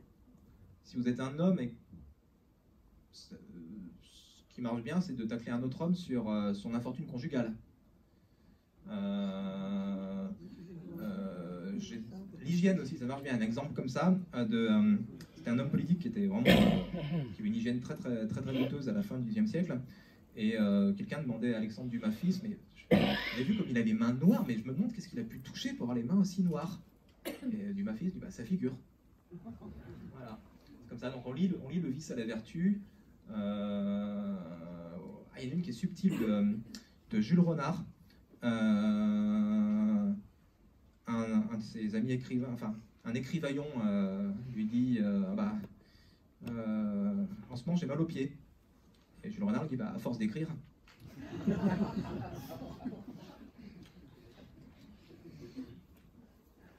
Exploiter les non-dits. Alors là on approche vraiment de la fin. Alors quelqu'un dit vous finirez en prison uniquement si j'adopte votre moralité. Donc la faille, elle est simple, c'est que quand quelqu'un prophétise quelque chose et qu'il n'explique pas pourquoi, et qu'il n'explique pas la cause, et ben en fait il suffit d'expliquer la cause en retournant la pique contre lui. Donc j'ai un exemple aussi c'est la comédienne Rachel, donc qui était une grande comédienne du 19e siècle. Elle se trouve à Saint-Pétersbourg pour une tournée et éclate la guerre de Crimée entre la France et la Russie. Et du coup, il y a des officiers russes qui viennent la chambrer en disant dans un mois, on boira du champagne à Paris. Et elle leur répond désolé, on ne donne pas nos prisonniers. Voilà. C'est le même principe. On exploite les non-dits. Donc c'est comme vous avez un arriviste qui dit un jour il y aura ma statue ici dans cette place. Donc vous répondez uniquement si tu te mets à la sculpture. Voilà. Donc on anticipe, en fait, voilà, on explique pourquoi, et voilà, c'est très simple. Donc voilà, 10e, j'ai terminé avec ces stratagèmes. Je vais m'en tenir là, je vais pas aller plus loin. Je vais un petit mot de conclusion. En conclusion, je vais vous parler de l'optimisme. Ah oui, c'est inattendu ça. Alors, il y a une phrase que j'aime bien de Tristan Bernard qui dit que l'optimiste, c'est quelqu'un qui rentre dans un restaurant sans argent et qui espère payer avec la perle qu'il trouvera dans l'huître, qui commande. En Angleterre, il y a un autre dicton qui dit que l'optimiste, c'est celui qui assiste à une conférence et qui commence à sortir ses clés quand il entend le conférencier dire en conclusion. Et pour une fois, je vais donner raison à l'optimiste. Merci Julien. Merci. Merci beaucoup. Si vous avez des questions à poser ou des remarques ou des ripostes à lui faire, ou je ne sais. Moi, il y a quelque chose où moi j'ai une riposte répétitive. Je suis un peu désolé, c'est mon petit cas personnel. Mais j'ai écouté ce que tu disais et puis en fait, à chaque fois que je vais dans un restaurant ou dans un lieu, il y a toujours la personne qui nous accueille, mais qui est très speed parce qu'elle arrive. Et bon, c'est toujours le rush. Elle dit dites-moi tout. Moi, je réponds tout. Et c'est con, mais je sais pas. C'est vrai. Ou alors c'est dites-moi. Moi. Mais après, on regarde avec gros yeux, on dit mais qu'est-ce qu'il veut. Voilà. C'est une petite remarque. Le mot diverge. Non, je ne dis pas. Je ne réponds pas. Qui a des questions à poser? Vous avez quelque chose à poser par rapport à ces livres, par rapport aux anecdotes, comment il a été recherché dans l'anthologie des réparties, les meilleures répliques, je ne sais. Les fâcheux. Qui sont ces fâcheux? Yes, oui, non? Ou est-ce qu'on est tous le fâcheux de quelqu'un? Je sais pas. Il faudrait que... Ouais, il y a toute une philosophie derrière, en fait. C'est un bruit que les fâcheux font courir. C'est ça. Oui, mais il faut avoir cet art. Non, on ne l'a pas, je crois. Enfin, moi, je ne l'ai pas en tous les cas. Mais c'est vrai que la répartie, c'est quelque chose qui sert quelquefois lorsqu'on se fait attaquer, entre guillemets. Ah. Ouais, j'ai l'impression qu'il y en a moins à la télé. Maintenant, dès qu'on n'est pas d'accord avec quelqu'un, on doit un argument d'autorité. Il n'y a pas d'école ou des formations pour enseigner aux politiques ou aux hommes importants de la répartie. J'aimerais qu'il y en ait. Comme ça, je pourrais avoir des clients. Si, alors, je pense qu'il y a des communicants, mais en fait, maintenant, les hommes politiques, ils font tellement de passages télé avec les chaînes Tout Info, en fait, on les voit constamment, qu'ils ne travaillent même plus la rhétorique. Maintenant, c'est juste faire passer des éléments de langage. Les débats sont de moins en moins suivis. Là, on parlait des grands débats de Mitterrand, etc., mais c'était suivi par 20 millions de personnes à l'époque. Maintenant, un débat politique qui est suivi par plus de 2 millions de téléspectateurs, c'est le bout du monde. Donc je pense que... Puis de toute façon, le niveau de la classe politique a tellement baissé que... Mais on l'a vu avec Michel Barnier, qui a eu quelques répliques à fleur et moucheté, que ça plaît. ça plaît. Donc peut-être que ça va en inspirer d'autres. Il y a quand même encore quelques hommes politiques. Je pense que Édouard Philippe, il était bon aussi dans le registre. Mélenchon, à sa grande époque, c'était quelqu'un qui avait beaucoup de réparties aussi. Il y a encore une... Mais par contre, pour la nouvelle génération, oui, là, c'est beaucoup plus difficile. Hein. D'autres questions qu'il y a sur les réparties? Oui, j'arrive. Et alors justement, quelle est la différence entre votre livre et celui de Schopenhauer sur les 37 stratagèmes pour avoir raison? Celui de Schopenhauer, c'est vraiment quelque chose de... C'est un livre de rhétorique qui explique comment essayer de gagner un débat par les arguments, par les contre-arguments, par des manières retorses. Moi, en fait, je dis pas ça, je donne juste des formules je livre des formules de mécanismes pour pouvoir trouver en fait soi-même des réparties pour se défendre. Parce que l'idée du livre, c'est de... Alors, je voulais donner des exemples en fait pour expliciter un mécanisme, mais en fait, il ne faudrait même pas qu'il y ait d'exemples, parce qu'un exemple, ça peut être réutilisé après. Le but, c'est comme en fait, c'est ce que je disais sur les figures de style, c'est d'expliquer comment fonctionne un mécanisme de répartie pour qu'il soit reproductible après. Donc en fait, c'est presque c'est plus proche en fait d'un livre qui explique les figures de style. Je sais pas, il y en a quoi, 400 des figures de style, enfin je sais plus. Et voilà, il y a beaucoup de petits livres comme ça, les figures de style expliquées. En fait, mon livre c'est plus proche de ça que de celui de Schopenhauer. Voilà. Alors moi ma petite culture personnelle, je sais que le faire preuve d'esprit, ça remontait dans les salons au XVIIe, au XVIIIe siècle. Ouais. Le but, c'était ça, c'est-à-dire faire preuve d'esprit, avoir de la répartie, de la réplique, C'est l'art de se faire valoir, de briller en société, n'est-ce pas? C'est de là où c'est parti aussi. C'est ce qu'on a appelé au XVIIIe siècle l'art de la conversation à la française. L'art de la conversation à la française. En fait, ça s'explique parce que la noblesse française, à partir de Louis XIV, en fait, elle s'est retrouvée au piège un petit peu de Versailles. Et du coup, en fait, c'était une noblesse qui était complètement soumise et surtout qui était oisive, qui n'avait rien à faire. Donc, ils ont développé en fait cet art de la discussion, de la conversation pour briller dans les salons, à la cour, pour ces raisons-là. Ils étaient prisonniers là-bas, ils n'avaient rien à faire, ils s'ennuyaient, et donc ils en ont fait un art. Et qui n'a pas d'équivalent, un petit peu en Angleterre, mais c'est tout. Les Allemands, à l'époque, ils échangeaient par écrit. C'était c'est le pays de la philosophie, mais c'était surtout le pays de la correspondance. D'ailleurs, même l'humour allemand, c'est pas un humour qui est très célèbre. Hein. Voilà. Juste une petite remarque, c'est essentiellement français, européen, ou est-ce qu'on a cité les Américains tout à l'heure, ou est-ce que en Asie, par exemple, ou dans les pays de l'Est, c'est quelque chose qui a lieu, ou c'est surtout chez nous en France? Alors, c'est français dans sa majorité. Les deux seuls pays où ça s'est vraiment beaucoup exporté, c'est l'Angleterre. En fait, l'Angleterre, c'est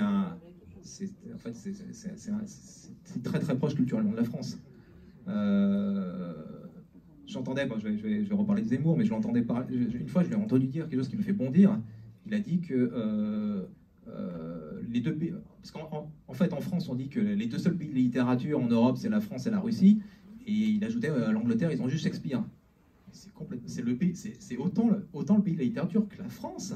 C'est un pays très littéraire. Alors c'est juste que les écrivains n'ont pas le même statut qu'en France, mais en termes d'œuvres, même au XXe siècle, je pense que c'est même supérieur à la France. Il y a des tonnes de génies de la littérature. C'est eux qui ont inventé le roman moderne, le roman policier moderne, même les derniers grands succès, même pour enfants comme Harry Potter, c'est anglais. Enfin, c'est un pays de la littérature. Hein. Ce sont des littérateurs. Oui, donc, bonsoir. Au-delà du fait que tout le monde a bien apprécié votre conférence, ce que vous avez dit tout à l'heure par rapport à l'âge d'or de la répartie, où c'était les années fin 19e, enfin 1880 par là, ça m'a fait penser à un film que j'ai vu il n'y a pas longtemps qui s'appelle Une affaire d'honneur. C'est avec Roche Dizem. Et en fait, ce que je voudrais dire, c'est que c'était l'époque où il y avait plein de duels.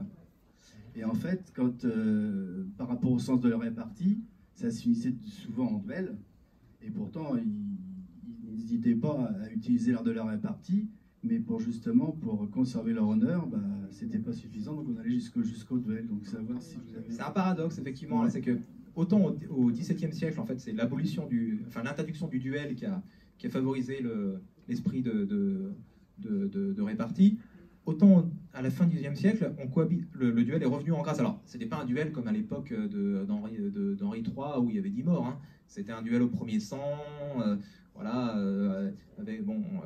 et c'était surtout, d'ailleurs, c'était beaucoup plus entre des hommes politiques. Il y avait des journalistes aussi, mais entre des écrivains, il y en avait assez peu finalement. Et effectivement, ces choses-là ont cohabité. Clémenceau lui-même a fait beaucoup de duels, même je crois même Léon Blum en a fait. Mais donc c'est vrai, c'est un peu paradoxal parce que c'était sans aller répartir aussi quelque part, c'est toujours orgueil, fierté, honneur qui est un petit peu titillé. Donc alors en fait, ce que je pense, c'est que à la fin du XIXe siècle, en fait, c'est la prise du pouvoir en fait d'une nouvelle classe qui est la bourgeoisie et qui a besoin de légitimité en fait et qui essaye d'imiter en fait ce que faisait l'aristocratie au XVIIIe siècle ou au XVIIe siècle.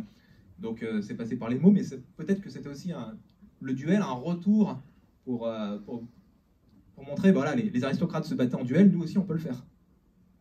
Je pense que c'est peut-être à voir un petit peu comme ça, quoi. Et c'est pour ça que les deux âges d'or se répondent. Le premier âge d'or, c'est l'âge d'or de l'aristocratie, et le second, c'est l'âge d'or de la bourgeoisie. Ok. D'autres questions, s'il vous plaît? Qui a des questions? Non? Yes. Oui, juste, merci pour votre conférence.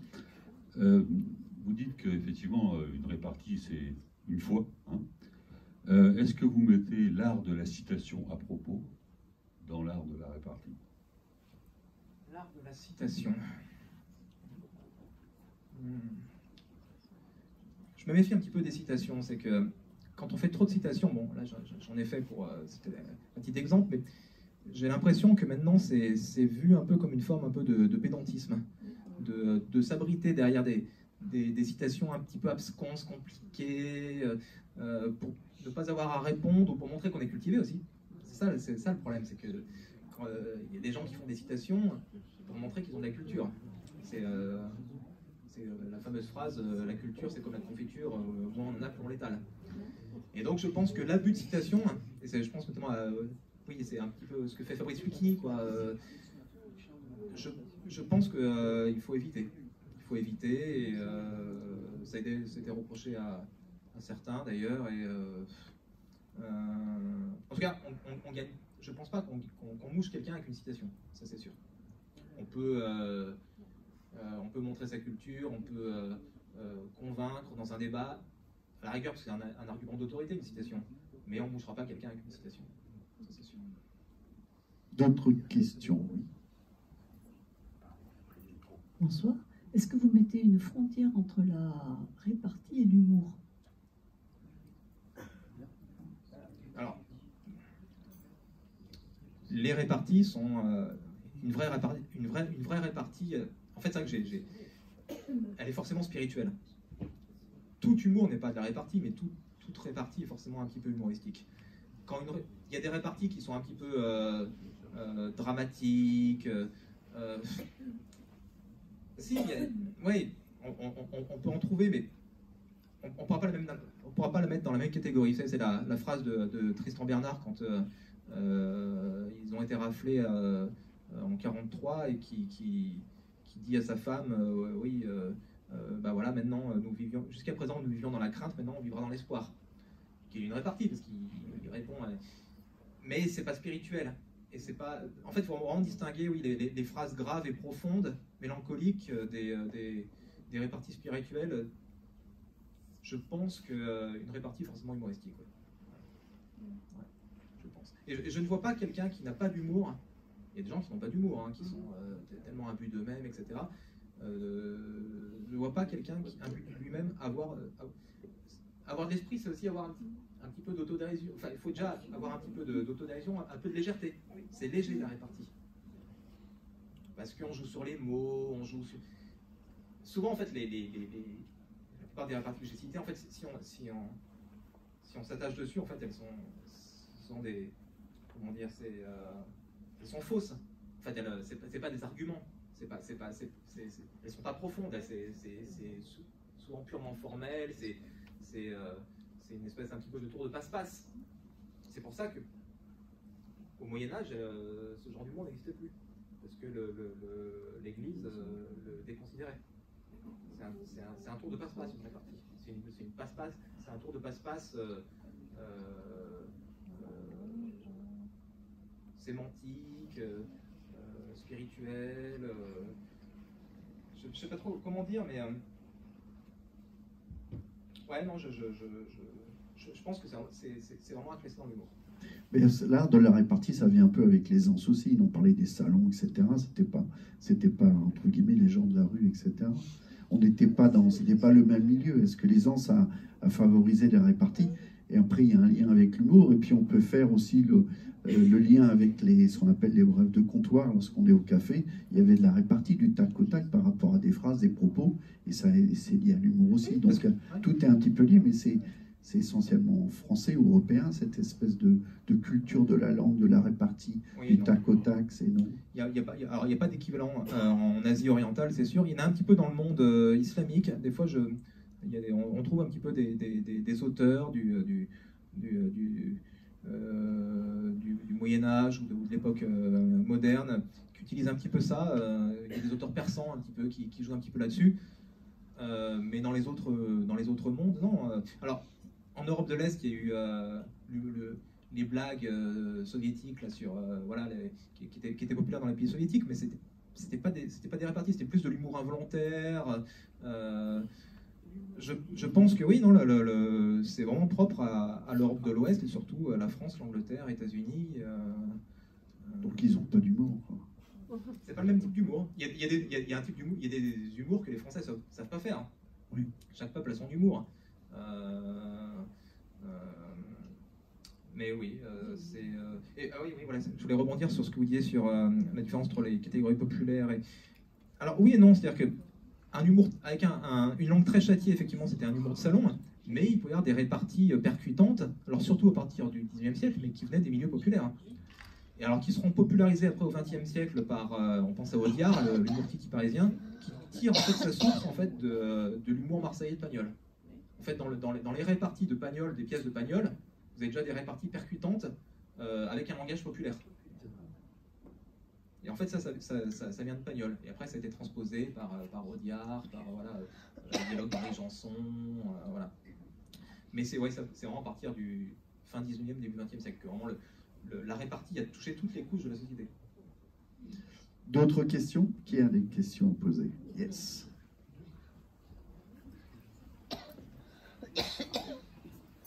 Merci. D'abord, je voulais vous féliciter de vous être penché sur l'art de la répartie et d'avoir étudié si correctement. Et je vois que c'est en fait un jeu de mots. La répartie dépend également je pense, du niveau de la société. Est-ce que vous ne pensez pas que les jeunes actuellement, enfin je ne parle pas des jeunes instruits, je parle des jeunes de banlieue, est-ce que vous pensez qu'ils ont une répartie si ce n'est de l'agressivité?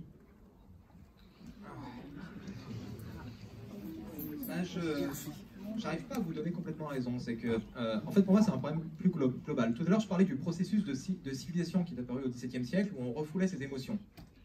Mais en fait, depuis une cinquantaine d'années, en fait, j'ai l'impression qu'on assiste au processus inverse, en fait, où on exprime le plus ses émotions. On le voit ça me frappe dans les jeux télé. Quand des candidats gagnent des gros lots, ils expriment leur joie de manière outrancière, les pleurs aussi. Comme dans les médias, maintenant, on met en évidence les pleurs des gens. On voit des gens dans chaque émission qui pleurent. Ça n'existait pas il y a 50 ans. On le voit même sur les photos. Sur les photographies, jusqu'aux années 50, personne ne souriait. Les gens étaient graves sur une photo. Alors c'est venu des États-Unis. Avec maintenant, c'est le sourire à l'américaine. Mais il faut exprimer une émotion même sur une photo. Si on ne sourit pas, c'est moins bien vu. Et ça, je pense que ça touche vraiment toutes les couches de la société. Là,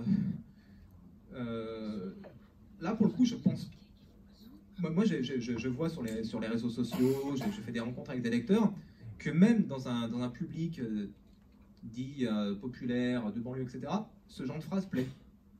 Ils peuvent apprécier des bonnes réparties, des jeux de mots, ils en sont... tout le monde en est friand, en fait. Je vois, j'ai des lecteurs en Afrique francophone, même des Espagnols qui ne sont pas francophones de naissance, des Argentins, des Libanais, etc. C'est devenu un peu universel. Enfin, c'est pas universel dans sa pratique, mais en tout cas, ça plaît à tout le monde. C'est quelque chose qui est assez accessible. C'est difficile d'en faire, mais par contre, pour l'apprécier, on peut toucher tous les publics de tous les âges. Quelque part, le théâtre aussi a sublimé les répliques, non? Ah oui, bien sûr. Bah, je pense que c'est le milieu privilégié des répliques. Parce que dans la littérature, il y en a très peu, en fait. Des grandes réparties spirituelles. Dans les romans, il n'y en a pas. C'est dans le théâtre. Parce que là, dans le théâtre, c'est la réplique qui fait tout. Et donc, la plupart des gens qui sont cités pour leur répartie, c'est des gens qui ont écrit du théâtre, du Feydeau, Guitry, voilà. Même Voltaire. Voilà, il a commencé par... Alors, c'était pas des comédies, mais il écrivait du théâtre. Ouais. C'est quelque chose qui est vraiment fait pour les dramaturges ou les dialoguistes. Dernière question, encore une question? Oui, non, sinon. Merci Julien. Oh, merci. Merci beaucoup, merci à vous. Et à la prochaine fois. Merci. Bonne soirée, au revoir.